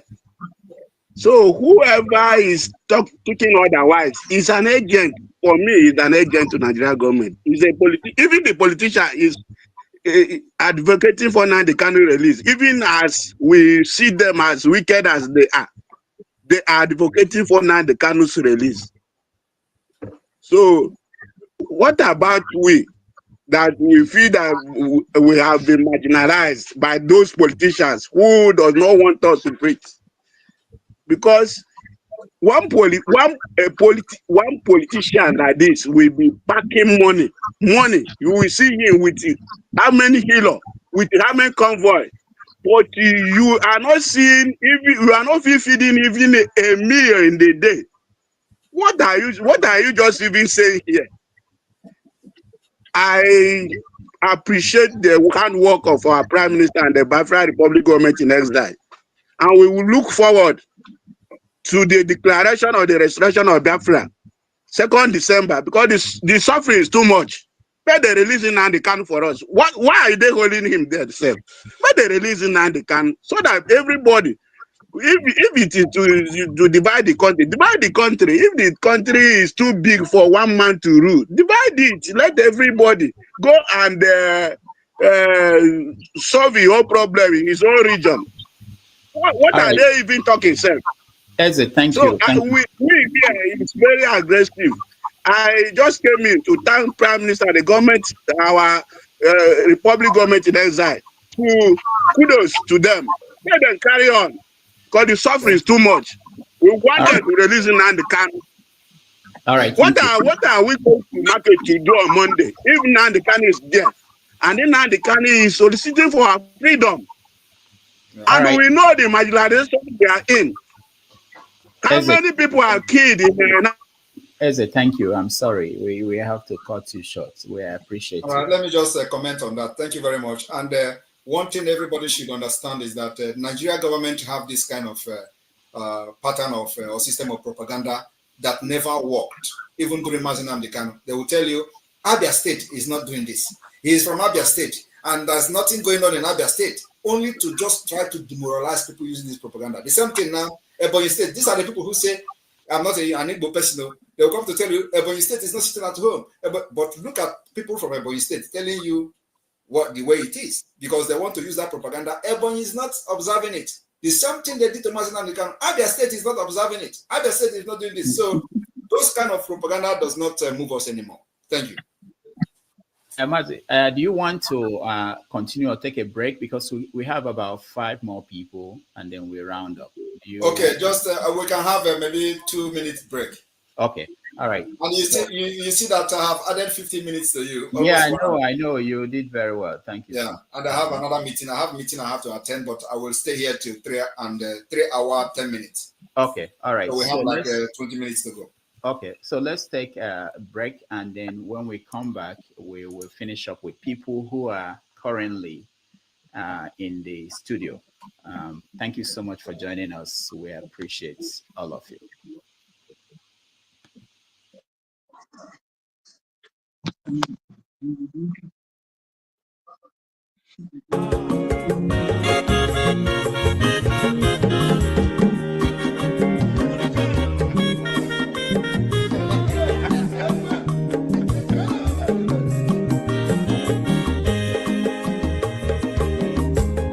When your mazolo bio, akwa mazolo bio, Max, if you have no panumo no fube nazo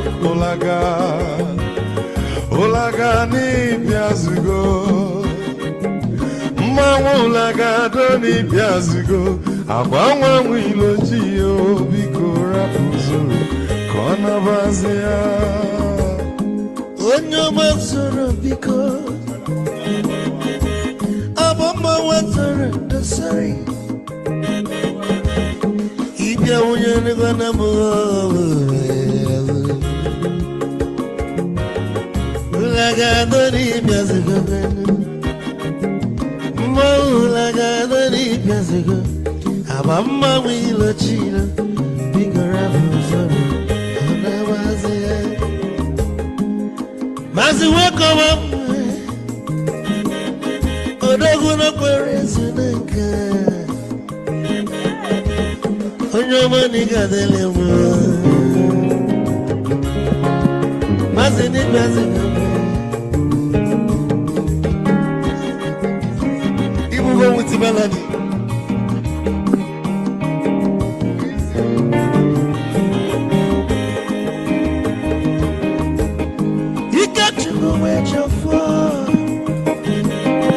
Odogu na chala noka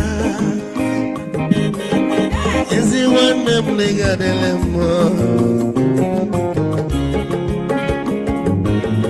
Olaga doni pezigo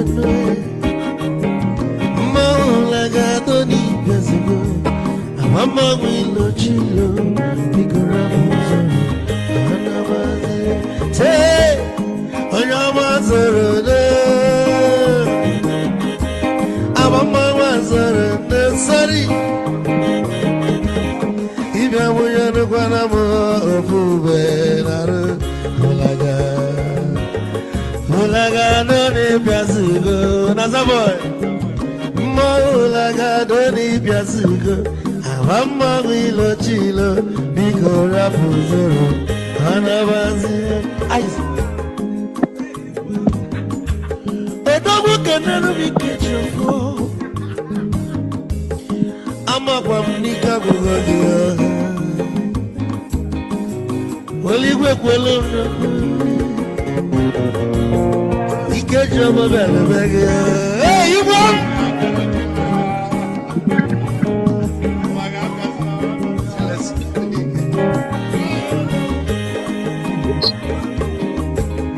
Eku kampu nekede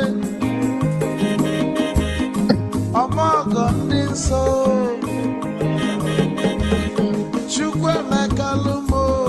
nke Chukwu na-egaji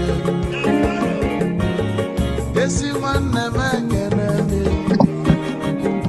ịlapụlụ ife niile na-eme wee bịa ka gosili na anyị na gị bụ nwanne Wisdom ga-adị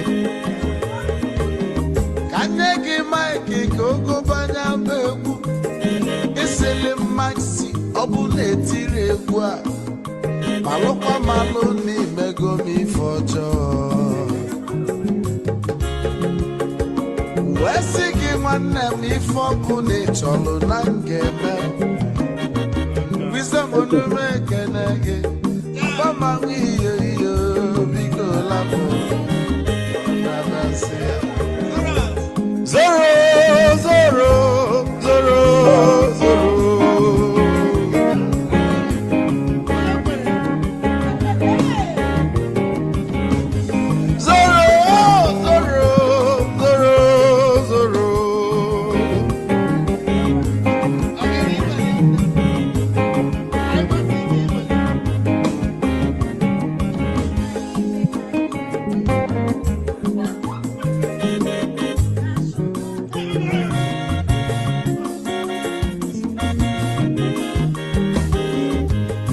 Bieduru joy na bugwu Hausa Sokoto Ujembe nwilo anụ solo onwe ma n'ọfịa na-ara onye nwụrụ zuru ike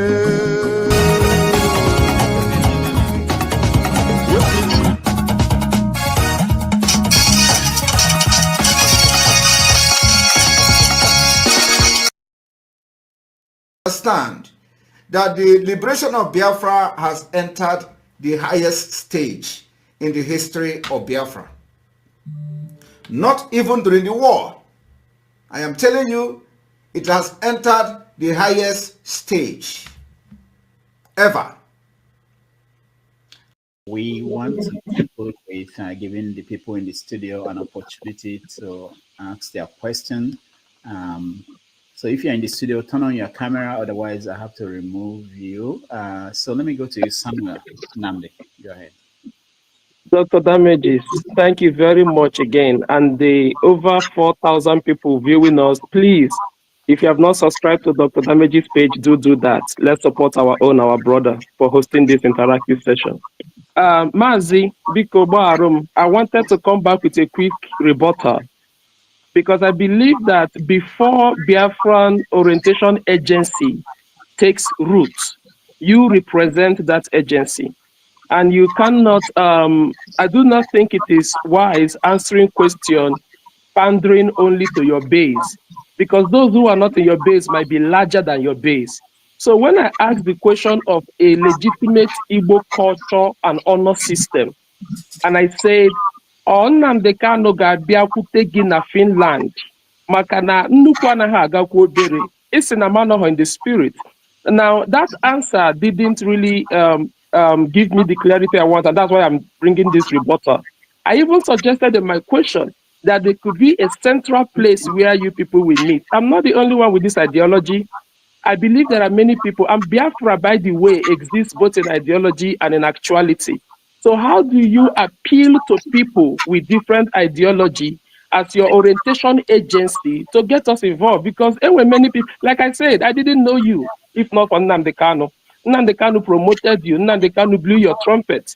So if you have popularity today, it's in Nnamdi Kanu. How can you now say that he will come to Finland and meet you? That's not Igbo culture.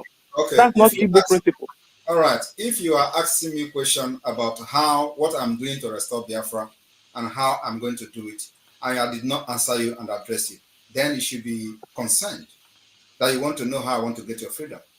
But here you are asking me a question about personal things, about individuals, about person who were leading the struggle before he was kidnapped.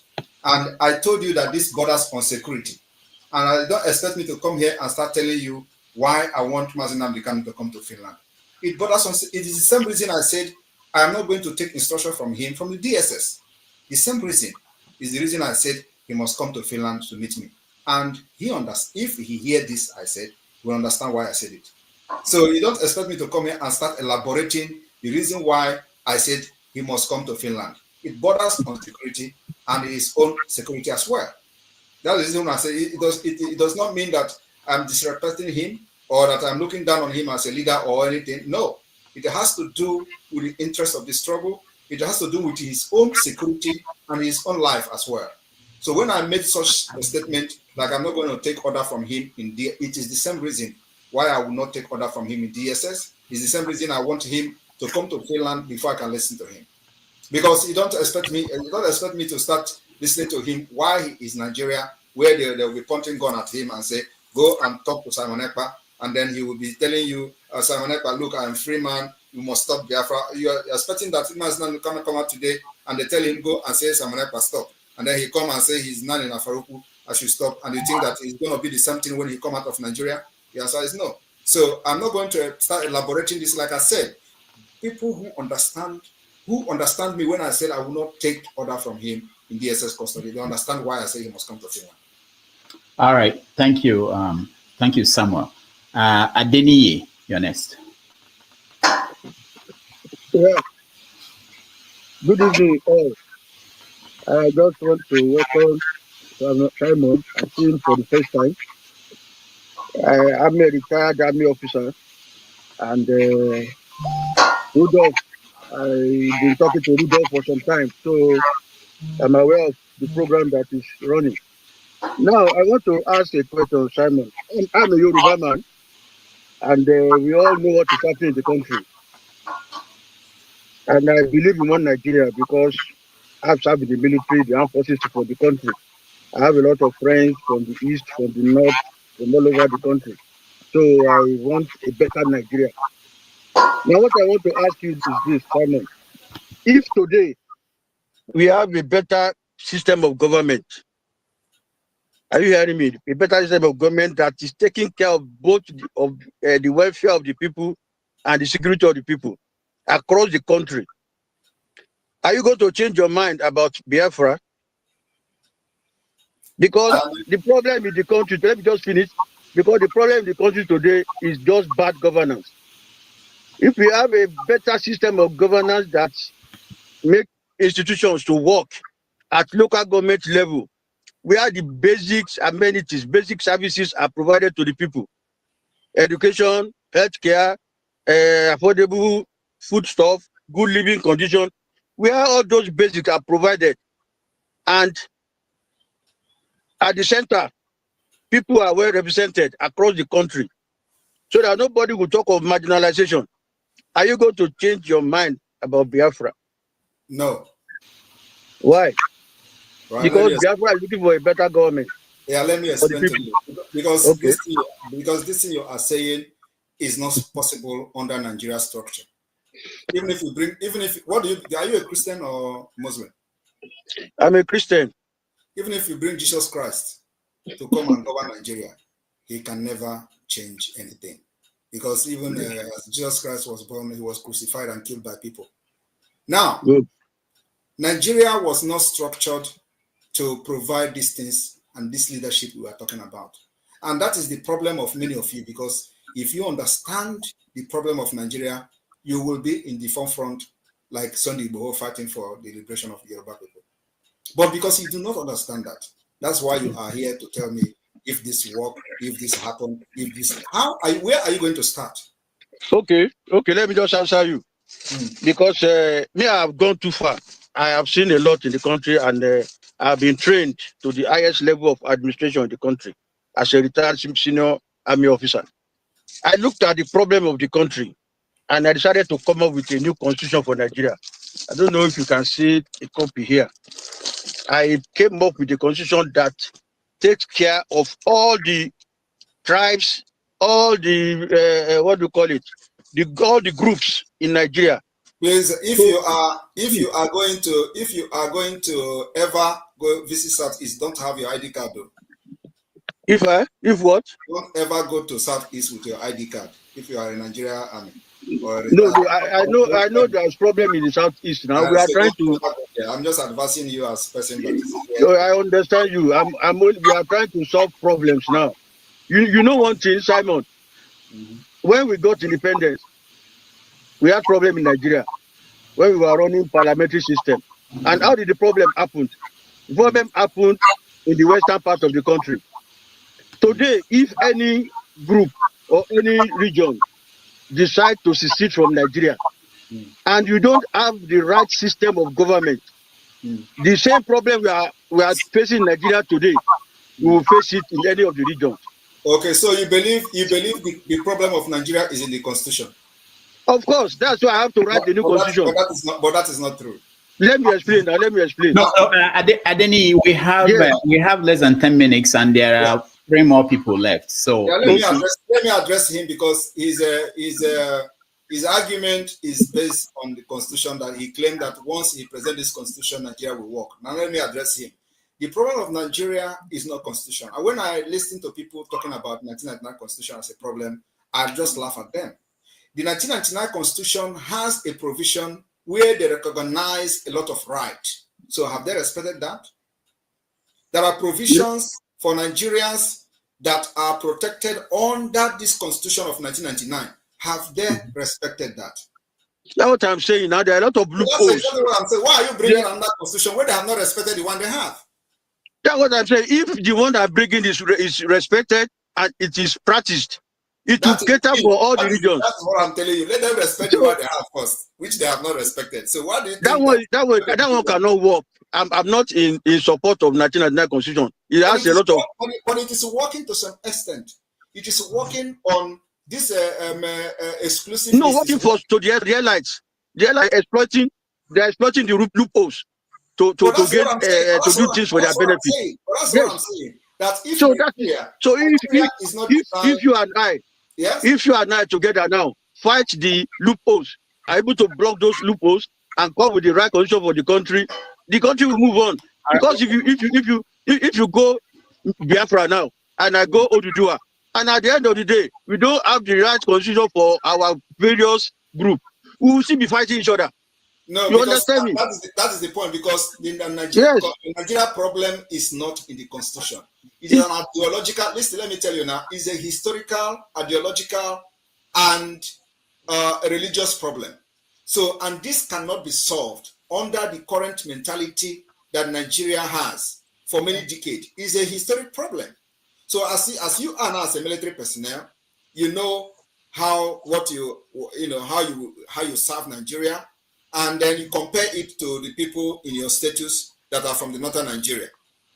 Which rank did you attain before you retired?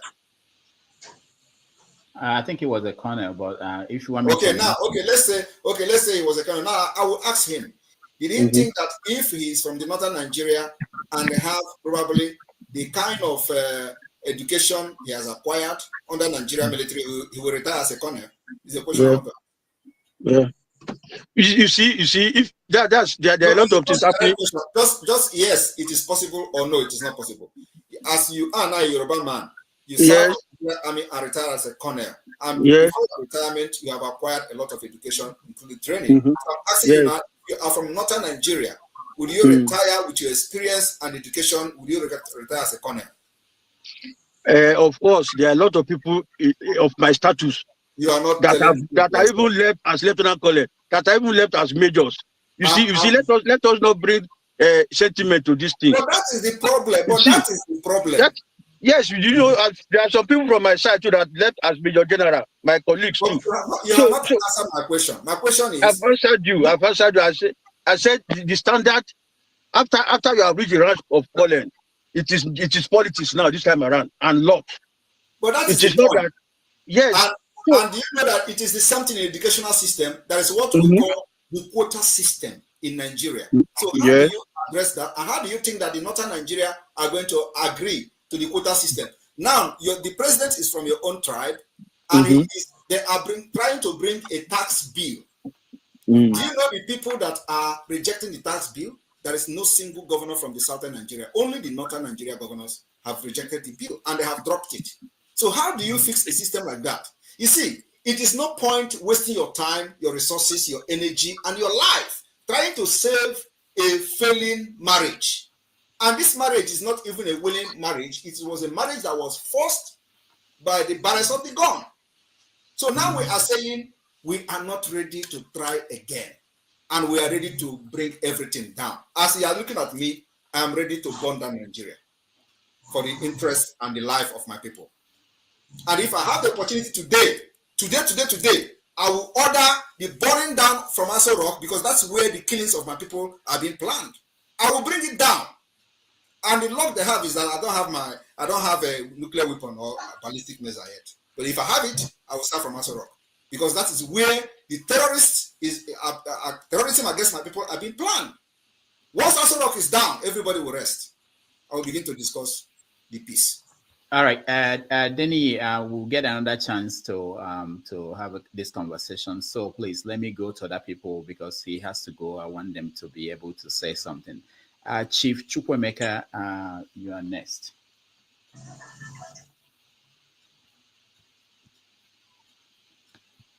Yes.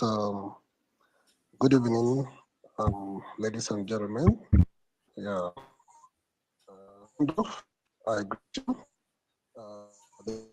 Biafra, days belong. Yeah, I came off because I've been listening to some commentary by people, and then I know that today the zoo of Nigeria is over 60 years, and they've been trying for more than 60 years. They never got better. Instead, they get worse and worse, and now they are worse than worst. Now, before we used to hear that a fool at 40 is a fool forever. And most of the people in that country, they have been, fools at more than 40 years.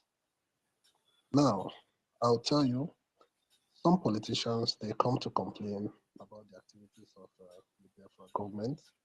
They complain about the sit at home. Chief Chukwemeka, we can't hear you. We can't hear you well. If you have a question, just go straight to your question, please. Yes.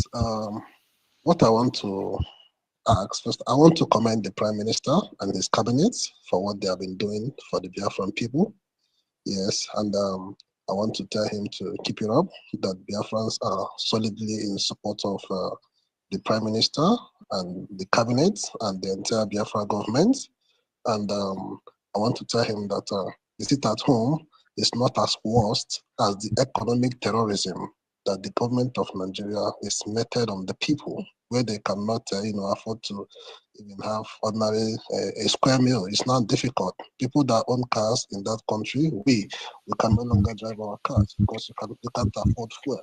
You now walk a long distance to go to wherever you want to go. I now bought a bike to be able to navigate my way because terrorism economically is no longer bearable. So the solution is liberation. I will support. Chukwemeka, we have to leave it at that. Thank you so much. All right, let's go to one for Biafra. One for Biafra, go ahead. All right.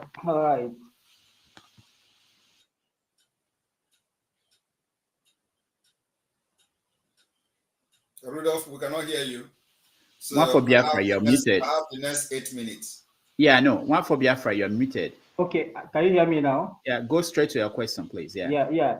So now, what I want to say is that I pity the likes of Dr. Chid and the others. Now, if you listen to Nnamdi Kanu's last broadcast before he was kidnapped, you will understand that he prophesied about his departure and the coming of Zaboreba. Go and listen it very, very well and understand the facts there, that he knows everything that is going to happen. Therefore, I have no too much. That's exactly the point I want to bring out to those who are asking useless questions here. So go and listen and hear Nnamdi Kanu prophesy about his departure and the coming of Zaboreba.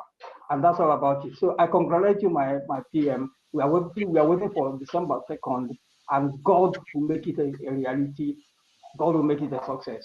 Thank you, Biafra, Prime Minister. Thank you. This is my first time of talking to you first one-on-one. God bless you. We are supporting you. We are behind you. And thank you very much. Come 2nd December, everything is going to come to reality. Thank you. All right. Thank you. Now the final person is Jeffrey Azuka. Go ahead. Yeah, good evening, everybody. Good evening, Dr. Damages, and good evening, Prime Minister. Simon Ekpa. This is my first time of actually getting to any platform to ask you questions, even though I've tried to get on your space multiple times to ask questions. Well, my question would be, first of all, I would say there's a statement or a saying that what authority does a man have to tell another man what to do or impose to another man what to do outside of a contract or an agreement? So I have gone through the Biafra charter and tried to read through it multiple times over and over again, and I've seen a lot of information which is really, really good. I can say it's almost similar to that of the American, what they say, Constitution, like they have the First Amendment and all that. But the only thing is, when they defined that document, it did say it's a memorandum and other words, like one of which it says it's a contract. So, like I said before, outside of a contract or a crime, there is no outside of a contract or whatever, there is no crime. So, what I'm saying is that document, is that the full disclosure for anyone who's saying, oh, they're support? Because I'm a Biafran, I wouldn't say, and I support 100% everything you're doing. Nigeria, they've messed up so much that, like you say, if you have what they call it, the nuclear weapon, I'll be the first person to help you press that button to destroy Aso Rock and everything. So my question is, are we being given full disclosure to say that document, that preamble of the Biafran Charter is going to be held to high esteem, knowing that they say a man's home is his castle. So what are the plans that are being put to make sure that those written words that are in there are not being violated by maybe the new government who will be coming in and all that? And then my last question would be, No, one question only, please. Okay, so what is the punishment for people who make false claim about other people? Just like some other guy came up moments ago and said, oh, he got report that you scam people. What would be the crime of people who make false claims against other people in Biafra land? Thank you very much. That what you saw was just a charter, which is, like you said, maybe I would say First Amendment or stuff, but that was the Charter of Biafra that was adopted during the last year convention in Finland. And this year convention, with the result of the self-referendum, we are going to vote on the Biafra Constitution. The Constitution has been drafted with over 200 and something articles. And so it is something that will form the legal base for everything we are doing. So this question is well addressed in the Constitution. It has to do with the law of Biafra and how people will be punished if they commit any crime and stuff like that. So it is well defined in the Constitution of Biafra, which will be voted for and adopted during the next convention that is starting on the 29th of this month. So, and then of course it will be in the public after that, and so people can go and see their constitution. And that constitution is also subject to amendment. It must be upheld in addition to the treaties that Biafra government will sign in Finland. So, of course, what we are doing is to provide the opportunity that Nigeria never provided for our people: justice, equity, and fairness. All right, thank you, Jeffrey. Before you give your final comment, I just want to say that this platform, we don't encourage violence, obligated by law to make sure that I say that we don't encourage violence, action by anybody at any time. All right, so Mazi, Simon, your final concluding words. Yeah, thank you very much. We are also not condoning any violence. We are only defending ourselves. And of course, we are going to defend ourselves using every mechanism available.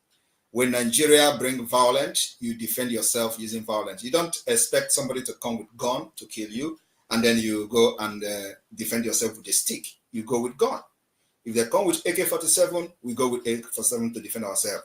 If they come with the GPMG, we go with the GPMG. If they come with the RPG, we go with the RPG. The only thing we don't have yet is armored tank, which they come all the time with armored tank. They come with aircraft. We don't have it, but we defend ourselves with whatever we have. And we have anti-aircraft we use to defend ourselves whenever they come to bomb our people. So we have been doing that, and doing that very well.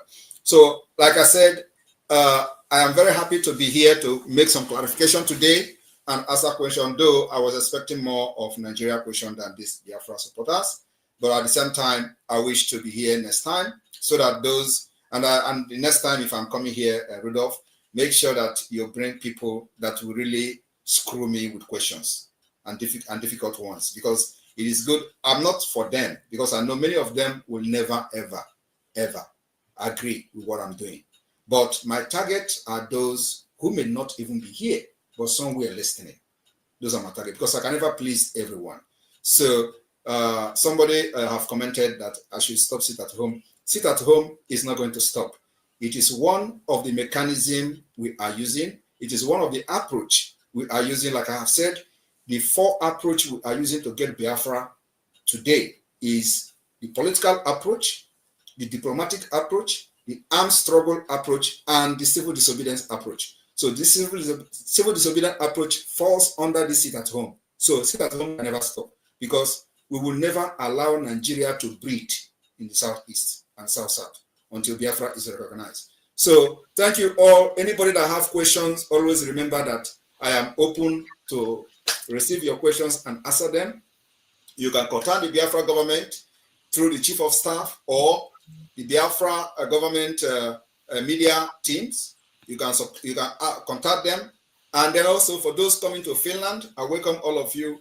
It's going to happen in a few days' time. And then also, Rudolph, you may be surprised that Biafra government, the Ministry of Sports, are currently somewhere around Europe, and Biafra national football team will be playing the first ever international tournament, and it is starting on the 14th of this month, which is next tomorrow. So the game will start next tomorrow and end on the 18th. So they already, they just they probably arrived the country today. So our national football team will be playing. But when we first announced that, a lot of propaganda were flying. Oh, they're announcing their Biafra team. Everything we said, they believe it's a lie or they believe it's propaganda. But what they don't know is that this is a government, and we're not here to start lying to people to like what we're doing. But when we say it, we are also going to bring it publicly for you to see. When we start engaging the United States, they say it's a Photoshop, they say it's a propaganda. But, I don't blame them, because during the time of most of these people, they were actually agitating for Biafra with propaganda. So we don't do propaganda. Everything we do is online, verifiable. You can call the people involved and ask them whether we have been engaging them to educate them about Biafra, and of course, presenting Biafra as a solution to bring stability to the Western Africa, Sahel region, and beyond. This is something that everybody must know and support. Nigeria has failed and can never, ever work for anybody.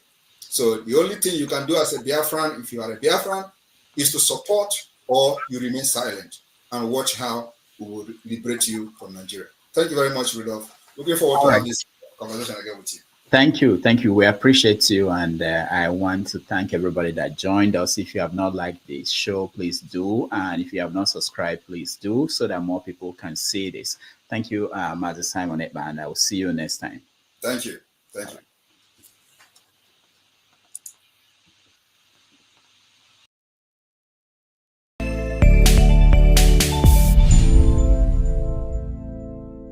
The United States of America is a steadfast supporter of the principles that people have a right to choose their own form of government. Nations have a right to choose their own alliances. There are inalienable rights governments must protect. The rule of law must be cherished. Sovereignty and territorial integrity of all states must be respected. The UN Charter and its principles of sovereignty, territorial integrity, human dignity, and the right to self-defense, these principles are universal and we must uphold them.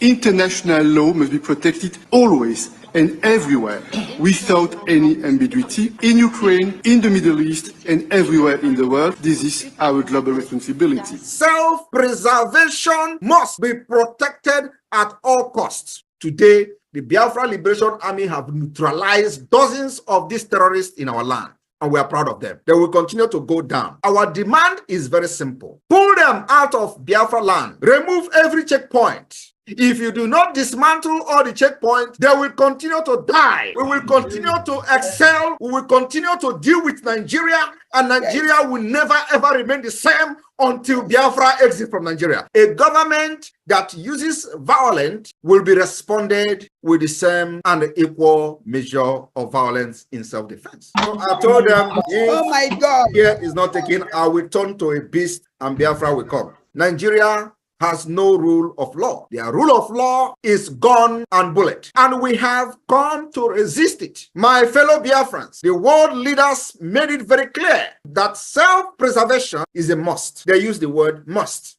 And it should be protected at all costs. At all costs.